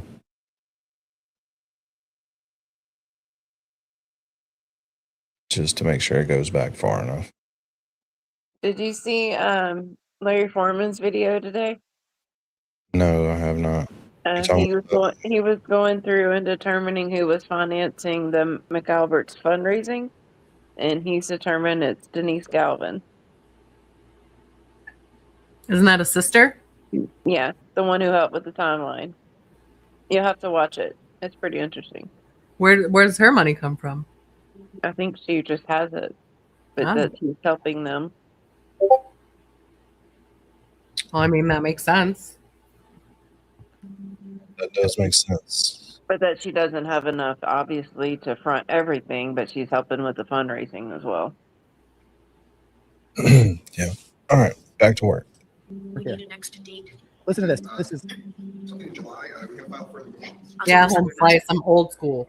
Do you want to have a pre-trial hearing? Do you want to do a scheduled conference? Something in July. July. It can be done by Zoom, Mr. Jackson. You hear that? It can be done by Zoom. I know I told you before. You don't need to always come out here. Zoom. Like that says it all, doesn't it? It can be done by Zoom. It's a fucking murder trial. It's a fucking murder trial. This woman's life is on the line, and she's like, "You can be doing it at Zoom." You know what that comment was? That was her saying, "Quit fucking whining about flying out here. I don't want to hear any more." Congratulations, Cupcakes for Justice. I'm named Kane. I don't know much. It's a little indica, calm me down. You got to rewind it like Like I think that was it. 30 seconds. I fucked that up, but I'm pretty sure. Little Rewind it 30 seconds. That's why I put that chat in there, because I was like, I bet I can get her to do it if I just say that's why I'm here. What are you doing, J7?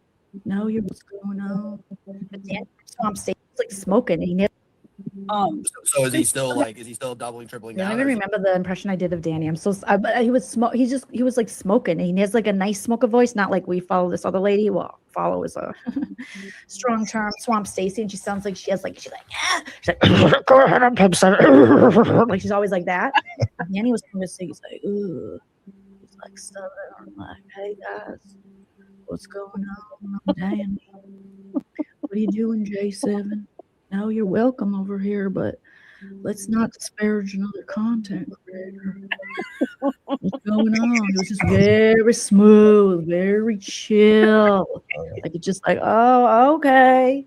It was a little indica, you know. Calm down. Do I like her more now? I think that was it. Let me know, you guys, if I fucked that up, but I'm pretty sure that's like what I think of with Danny. It was just smooth guy. Yeah, totally love her. We got to get her on the channel. Mary here. What up, Mary? Yeah. We're just going live before Turtleboy. Yeah. Okay. Like just very chill. I like it. But not like Melatonin Megan. I don't know. She only just All right. I like Melatonin Megan for sure. Oh yeah, we definitely have to send her an invite to the panel. She's awesome. Oh God. You made it, Danny. About how much it costs. Yes, she's imitating me for sure. For sure. It's not Because disparage other you can do it on Zoom, as if you can get effective representation in a murder trial on motherfucking Zoom. Like court hearings, murder trials and shit were pushed off during COVID, specifically because you can't have a murder case on Zoom. Basically, she's saying, I don't like you. Please stop coming to my courtroom and stop crying about how much it costs your client to fly you out here, because you can do it on Zoom, motherfucker. I mean, that statement really fucking said it all. Did it not? It's just like, that was her saying, fuck you. As if there isn't a tangible benefit to having your attorney in the courtroom physically with you. As if that doesn't help you. I mean, Jesus Christ. Well, don't worry, in a couple of years, she's going to make him fly red eye. Let's figure out time. She's such a cunt, this woman. There he is. There he is. Reddington. Turd boy. He wants to dance. He wants to dance with the turd boy. Just life in prison, no big deal. Skype it up. Skype it up. Look at her. She's just like, can we get the fuck out of here? Dude, her facial expressions. Every time Lally spoke, it was like, and whenever September's better for you. We can do that. September. If September is better.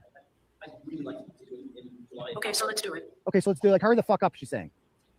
I mean, just talk about smug. She's like not caring at all about No. July 7th? 17, 18, or 19 of July. I just can't do that week of July. What about the following week? Yeah, I do 11, 12, and 14. No, I say the following week after the 18th. After that, So the week of the 24th of June, July. Yep, just not the 27th. What I think they picked the 28th. July 25. July 25. July 25. July 25. For what?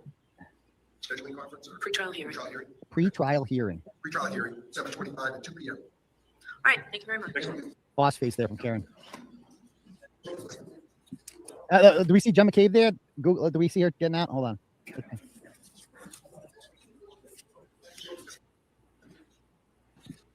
Where is she? Okay. Oh, she's already out. I know. She's in the back row there.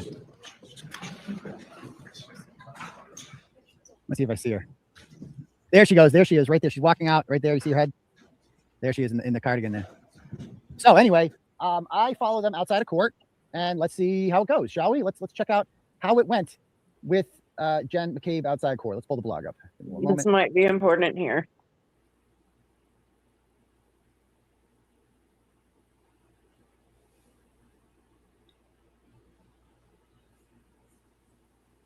All right, here we go. So this means something lunchbox. Or are you just a useless government stooge? It's a fair question. It's a fair question. Why are you lying about Jen McCabe's kids not being in that photo with Michael Proctor? It's clearly them, Mr. Lally. Are you in on the cover-up? Are you worried about going to jail? Mr. Lally, you should be. I should have followed him in All there. I don't know why I I stopped. would timestamp that as him asking Okay, here we go. questions Here's the fun from part. state. I would say just I would say just timestamp from the beginning of this part of the video. I mean, he's think- asking questions of the state, and then he's asking questions of the witnesses. yeah, I think this What is was this the part is intent? gonna- Do you want, Danny? I said, but what is the intent? He's asking questions. Yeah, I'd say that should be a timestamp for sure. It is 2 hours, 26 minutes, 21 seconds. 2:26:21. So take 15 Almost seconds. 2:27. Yeah, almost 2:27. All right, Definitely. so I'll just do 226. Watch, it'll be 2:27 when he gets to Jen. Oh God, wouldn't that be weird? No, not at all. Jen, how did you Google how long did I call at 2:27 in the morning, Jen? Oh, they got look at this fat slob, Any Matt comment on that? McCabe. Look at this fat fuck. There's Kerry Roberts, dumpy as ever. So you guys wearing Justice for JJ shirts. I mean, look at that face. Look at that face of evil. I mean, think of what a fucking cunt you have to be. That, I mean, the word, people, my mom doesn't like it when I say the word cunt, but mom, it's made, like, that's what she is. That word exists for people like her. Look at that face. That's a cunt face. Look at that face. That cunt is, like, that woman Googled how long to die in cold because she's fucking sadistic. And she wanted to make sure that a living, breathing human being was sufficiently dead before they found his body. And then she has the audacity to show up with these generic fucking bootleg, ugly ass Justice for JJ buttons on. Like, I mean, like they gave a fuck about him. Like, you couldn't wait for him to die. You were like counting down the minutes till he died. And you could have saved his life and you chose not to. And then you show up and you're smiling like this with your fat. I mean, look what he's wearing. Dude, it's fucking court and it's a murder trial. And you show up like you got his Shaw's brand polo here that's just begging for mercy. Well, the bowling ball protruding from your midsection is just looks like it's about to fall out, and your bootleg freaking jeans. And this cunt showing up with her smiley face and Reddington in the background. He can't save you. Look at the arrogance here. How can you wear those buttons when you covered up his murder? Look at that face. Look at that face. 27? Look at her. And then look at this guy. Look at that face. Look at those cheeks. Dude, I had no idea this guy's such a fat piece of shit. Oh. No wonder your wife is banging Brian Albert. No wonder you have to sit in the corner and watch. You. You pathetic cuck. Matt McCabe. Mr. McCabe, any comment? This guy Daniel. Aren't you embarrassed? Figured he'd try some reporting, then he's like, Ashamed? nah, I'm all set. What, I'm all what did you do? Why did you delete all those phone calls, Mr. McCabe? Why did you delete all those phone calls? Why did you delete your Google search, Mr. McCabe? Mr. McCabe, I believe you said that you saw Karen Reed drive south on Fairview Road. Oh, excuse me, sir. Yeah, he did the whole See jump you in guys front got of me. dressed up for court, though. Looking sharp. Looking sharp. So, I believe you guys both said that you saw Karen Reed drive south. Is that correct? South? So then how could she do a 3-point turn then if she was traveling south on that road? Any comment on that? No? Fair question. Make sense to you? They don't have anything to say. Why were you up at 4:53 in the morning, Ms. McCabe? That's a real Why good didn't you go to question. sleep? Were you drinking that night? You often drink a lot of alcohol, go to the bar, and then stay up till 4 5. You heard that? Truth and Justice, we're looking for it right now. The guy drives by the whole time I'm there. It's like, let's go, Turtleboy. I couldn't walk 5 feet in Dedham today without, like, I had a guy on a bike come up. It was cool. Jimmy was his name. He's going for a bike ride. He's like, can we call my girlfriend right now and have you talk to her on the phone? Yeah, sure. Let's do it right now. It's like everybody knows Turtleboy. Oh, nobody's ever heard Turtleboy. I go there, fucking people are shouting. I'm walking out of the court steps. People are shouting Turtleboy and shit. But I digress. Let's get back to the tape. In the RO hearing, she says that he impedes their travel. I don't ever see him impede their travel or prevent them from getting in their car. Nope. He steps aside. He goes behind them. Right. And then it's important to remember that the whole Bill Ricca incident happened after this. So he was continuing to try to get answers to his questions from this court date. Yeah. Murdered in cold blood. And these people right here, who you're looking at, these people right here, they covered it up. They participated in the murder of a Boston police officer. These are cop killers, ladies and gentlemen. That's what I'm calling. Cop killer right Cop there. killer. Cop killer. That's what we need to start calling her. She's a cop killer. That's what you are. And Jen, I know you're watching this right now. Like, this is not the last time I'm going to see you, Jen. Every time there's a school function, I'm going to be there. Just understand that. I'm going to come at the most horribly inconvenient times. And there's nothing you can do about it because it's public. And I'm going to scream cop killer the whole time because that's what you are. You're a cop killer. You kill cops. You kill innocent people. You're a cop killer. You're no different. You're no different from the scumbag that murdered Ron Tarantino or Michael Chestnut or Sean Gannon. You're no different from them. You're just as bad as them.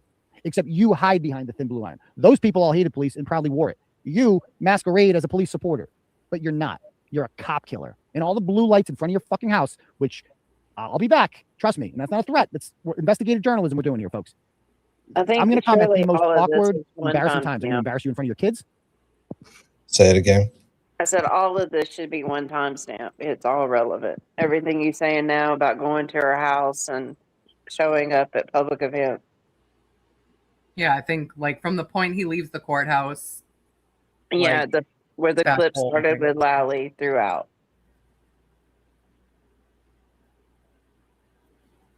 Definitely sounds like a plan. Your kids are going to know. All your kids' friends are going to know. And by the way, like, let's be honest. I know as a fact that Jen McCabe's daughter is a senior right now. She's going to play, I believe, soccer next year in college. And her roommate already canceled on her. I know there's a fact because I know the people that did it. I talked to people. Her roommate already abandoned her because they don't want to be associated with you. So the stink of you, Jen, is already wearing off on your kids. And it's going to keep wearing off on your kids because I'm not going to stop embarrassing you in front of them specifically because I know it will hurt you more. And that's what I'm going to do to you, Jen. I am your worst fucking nightmare. You and your husband. I am the most thorough, relentless reporter the world has ever seen. Just understand that. And I'm a vindictive cunt. I know that. And I'm not going to stop. Now, you're going to be in jail probably in the not too distant future. So I'm going to have my fun with you while you're free. So just know that. We're just getting started. Sweetheart, we are just getting started. And you can wipe that smug look off your face because it's paper thin. I know a nervous person when I see one. I know somebody who is not really confident. That's you. That is a fake smile that you gave to me. You're shitting your fucking pants as you should be. Ask Monica Cannon Grant. Ask Kylie Kirkpatrick. Ask Leah Genduso. Go down the line of people who I've held accountable and whose lives have severely changed and been charged with crimes as a result of my reporting. You're next, bitch. Just know that you're next. Disgusting. Disgusting. I would just keep the timestamp running. That's for what now. I'm saying. Like all Yeah. of this. Like I would probably just put an ending time because it's all relevant. Yeah, we'll catch the ending. So, guys, That's a good point, too. you saw right there. That I'm and going to say no Blizzard. shame on these people. Absolutely no shame. So then I walked back and I found Lally, and then we did the press conference.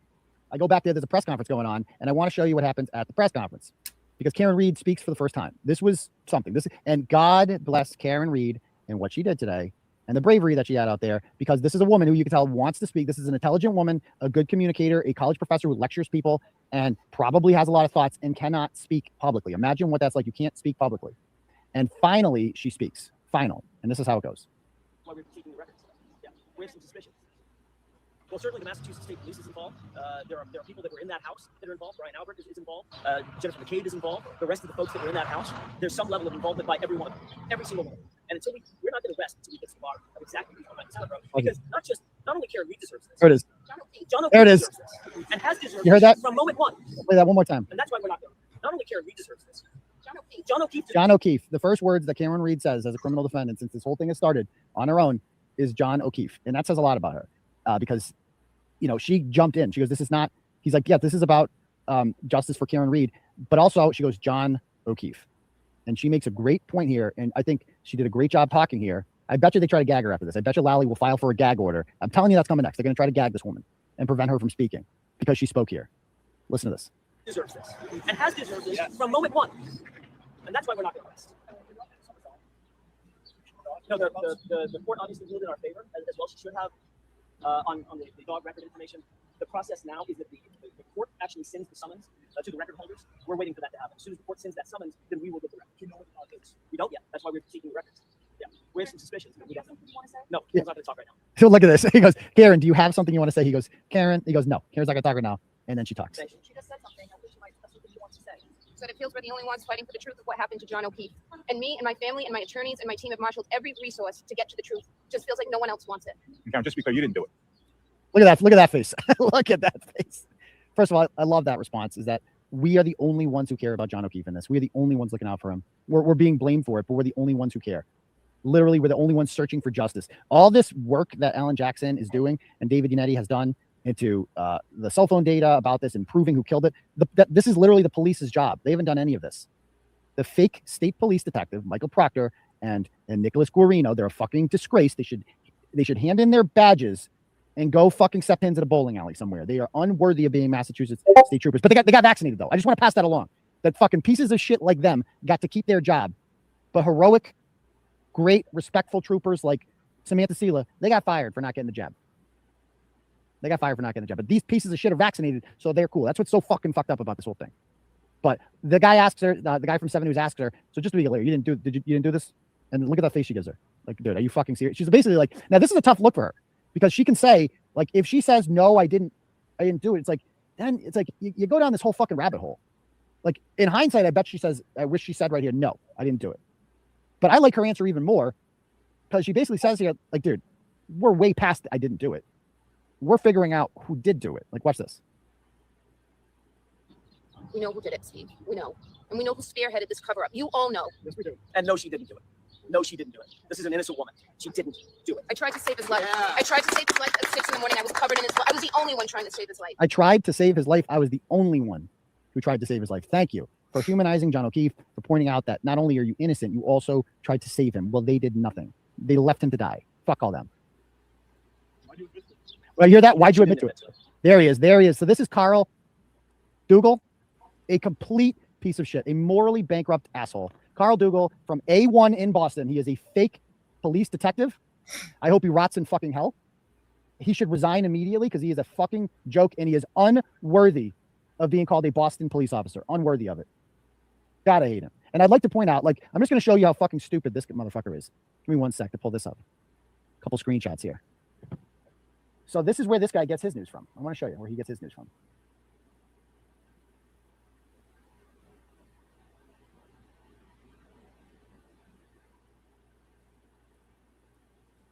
So this is where he gets his news from, something called Masshole Report, which is, again, an organization run by a woman who lost 2 of her children due to years of neglect and abuse, and who is currently being charged by the Boston Police Department with stalking, threatening, and harassing an innocent woman for over a year who happens to be the daughter of a Boston police officer.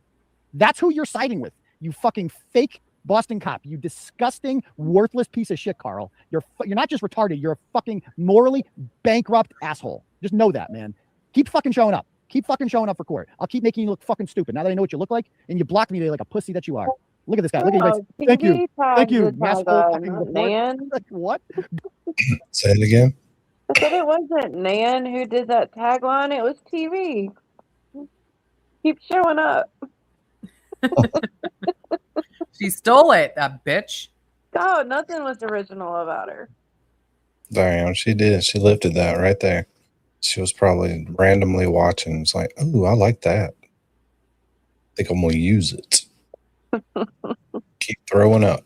God bless you. You got so, and he loved it. He loved it. Yeah. God bless you guys. I hope you can all heal. That's a child abuser, by the way. A child abuser. So you got that going. Good job, detective. I mean, does this guy fucking have no instincts or what? Just complete retardation here. Anyway, so let's get back to this real quick. We're almost done. So watch this, and then I follow him out. She didn't admit to anything close to that. Nothing close to that. Yeah. And you should know that. That was like 3 or 4 times. No, she didn't. That's not true. She asked a question. She asked a question, which is very different. She didn't admit to anything. That's what it was. Let's try with the most cost. You heard that? That's a good work, man. Nice. So he says, "Go get him, TB," and I got to go get him. So we got Excuse me, sir. Just a moment. Aiden Carney, Turtleboy Daily News. Just have a couple questions for you. What's your name, sir? Are you a friend of John O'Keefe? Were you friends with John O'Keefe? Are you one of these people who's involved in the cover-up? Nothing to say. You had a lot to say back there. She was laughing the whole time. Are you here to support justice for John O'Keefe or are you here to cover it up? Jackie Dugal. She's a mother too. Can you believe that? She has kids. Okay, she's doing taken away from her. We're doing it. She's a worthless piece of shit. So I noticed you guys back there said that you believe. Why did Karen admit to it? You realize she asked a question, correct? According to your own testimony, that she asked a question. Could I have done it? Do you think it's possible that Jen McCabe put that in her head? Are you guys friends with Jen McCabe? Who are you guys? Why are you guys participating in the cover-up of the murder of a Boston police officer? Are you a cop killer? Are you involved? Are you involved? Are you a police officer yourself, sir? Yeah, we gotta let that timestamp run like to the end of the video. Yeah, that's what I was thinking. This is examples of him not threatening them, not blocking them, not hindering them from doing anything, just simply asking questions. Like any other reporter that's out there. But they may be uncomfortable questions, but still, Yeah. just questions. Uncomfortable does not equal intimidation. There's no law. Yeah, it's not illegal. But we should just rewind just back a bit so we can start so we know where the start of the timestamp is. Oh, we got it. It's at 2:26. The Okay. start of the timestamp is when he walked out and started interviewing Lally. Okay. Yeah, we're still on. We have an open timestamp still, so it may run to the end. We'll find out. Pulse Media? No, that's not it.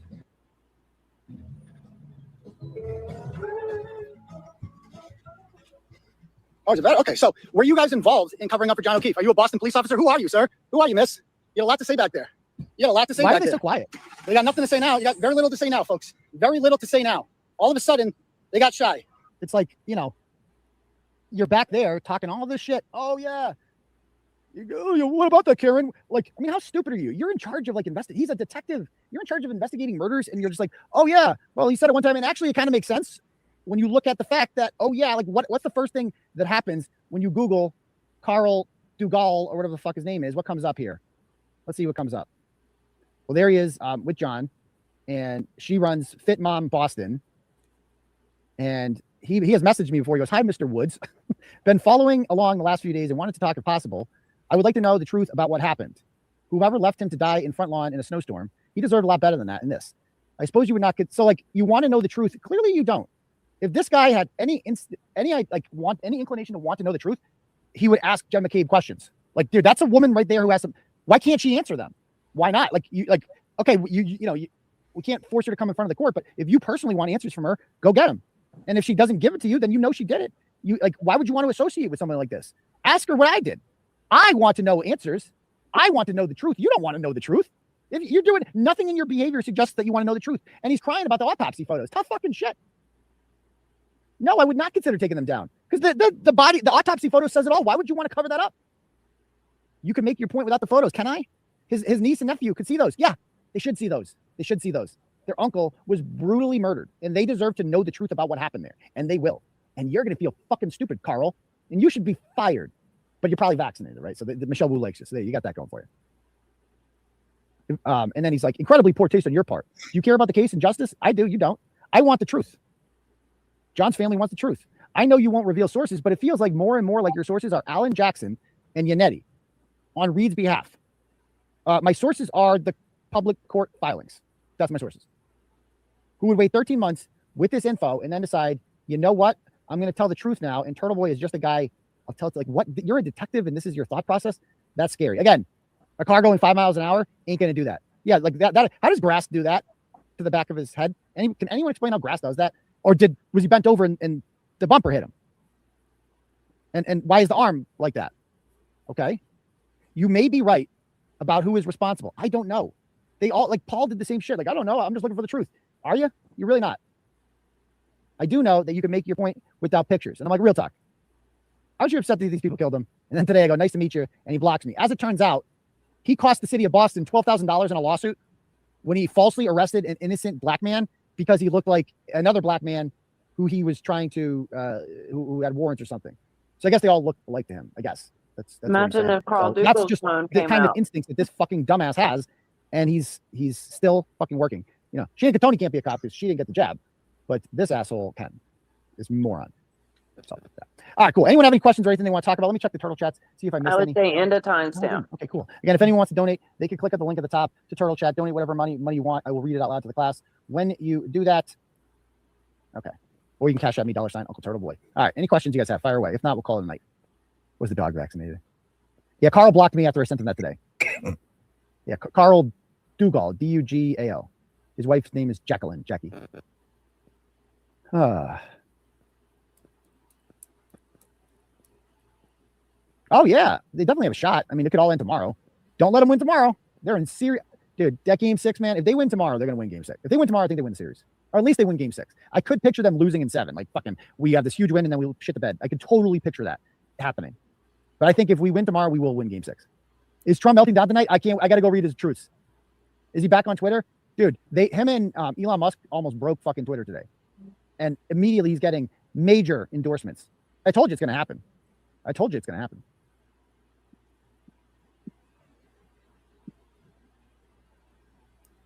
The Wu hire, maybe we can get to that over the weekend.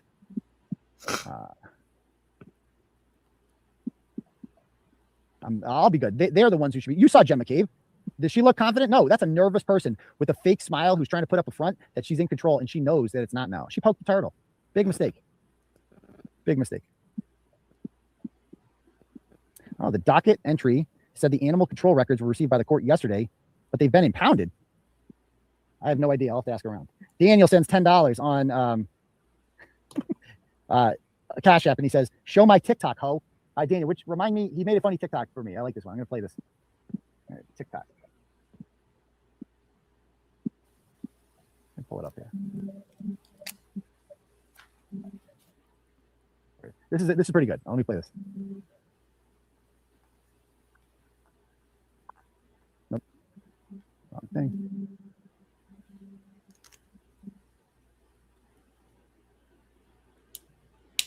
What happened to John O'Keefe.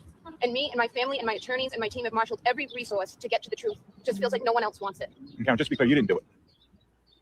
We know who did it, Steve. We know. And we know who spearheaded this cover-up. You all know. Yes, we do. And no, she didn't. No, she didn't. I knew it was going to happen. I was covered in this. I was the only one trying to save his life. Music. Stephen Carney, Turtleboy Daily News. Just have a couple questions for you. What's your name, sir? Friggin' ruin everything with the copyrighted music, bastards. Hi, miss. What's your name, miss? Are you here to support justice? Okay, we're doing it. We're doing it. Lucky we've already seen that in real time. Okay, but like, I think because there are a couple people, including my new best friend Emily C, in the chat saying that these people aren't a part of the case. But I do think this is important because it does show. Look at that. It does show that he's not just doing it to witnesses. He's asking questions of everybody. Yeah, no, that's an just excellent call point. Connor. Okay, whatever. I guess. I agree with Dean. I wasn't just calling Connor out. I didn't see Emily had said it before him. I Hey, believe you be that nice to my new best friend Emily C, Lawlene. Well, Dean, apparently, she's not your BFF. Like we're not. She talking just about said her. in the chat. She just said in the chat. She just said you don't answer her on X. Until you are friends, you can't come back on the show. You have to be beefing with her to be up here. No, she is my new best friend. We established it in the chat like 5 minutes ago. You're not taking this friend, Dean. I'm sorry. No, she said besties for the resties. All right, let's finish this so we can all get dropped into Jolene Lunzer's. Check that out. Look at this. That's awesome.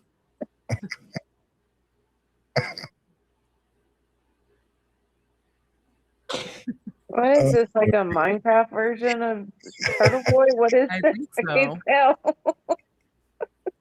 Kids these days.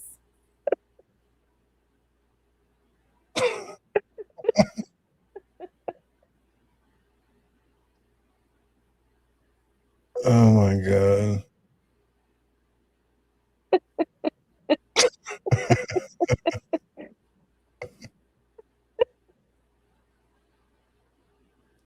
Oh god, that's funny.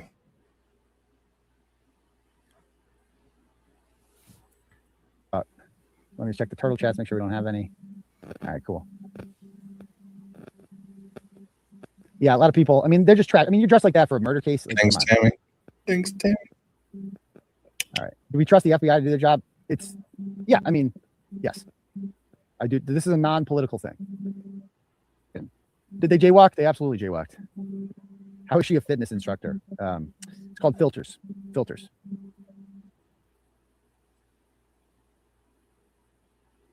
Oh shit! It's past midnight. Shit. All right. What Why did does she look like a horse? Did you take a drink? If you hit him, there would be. You're not supposed to eat your drink after midnight. I was just going to, and then I realized it's after midnight. Oh, I thought you were a gremlin. Seven- You eat after It's midnight. 7 minutes, Mary B. It's not gonna worry with anesthesia. You can take a sip. You're fine. You have my permission. Don't feed Mary B's after midnight. Be way more damage than the correct. Of course. Of course. It's just so stupid. Do you turn into a pumpkin? Records being impounded just means they're only available to certain individuals in the court. That means the defense will have them. Thank you. I don't know the judge is connected to Lally. I've seen no evidence of that. Yeah, the next hearing is July 25th. Gay. 2 months. Now, Brian Albert was not there today. But Brian Albert, I know where you live, Brian Albert. I got your address now. And he is this idea that he's divorced is fake news. He is living with Nicole in an apartment in Norwood. I have the exact address and I have the exact apartment number. I got it all. You got people in that apartment complex. Like, Turtle Riders are everywhere. You people cannot hide from us. We'll be paying a visit. I can get to Norwood. It's right near Canton. Not a problem. Right off the highway. Okay. That was probably another important timestamp, Anyway, but I don't know how we can help him with that one. It's like leave So it out. I'm going to end the stream now, but stay tuned, guys. You know, we don't have another hearing for 2 months, but there's going to be more coming on this soon. So love you guys. Thanks for hanging with me tonight and following and supporting the blog. And we'll see what tomorrow brings. Every day, something new with this thing. Never gets old. Peace, Turtle Riders. Bam. He didn't tell us to brush our teeth. Fine, I won't then. Don't swallow, Mary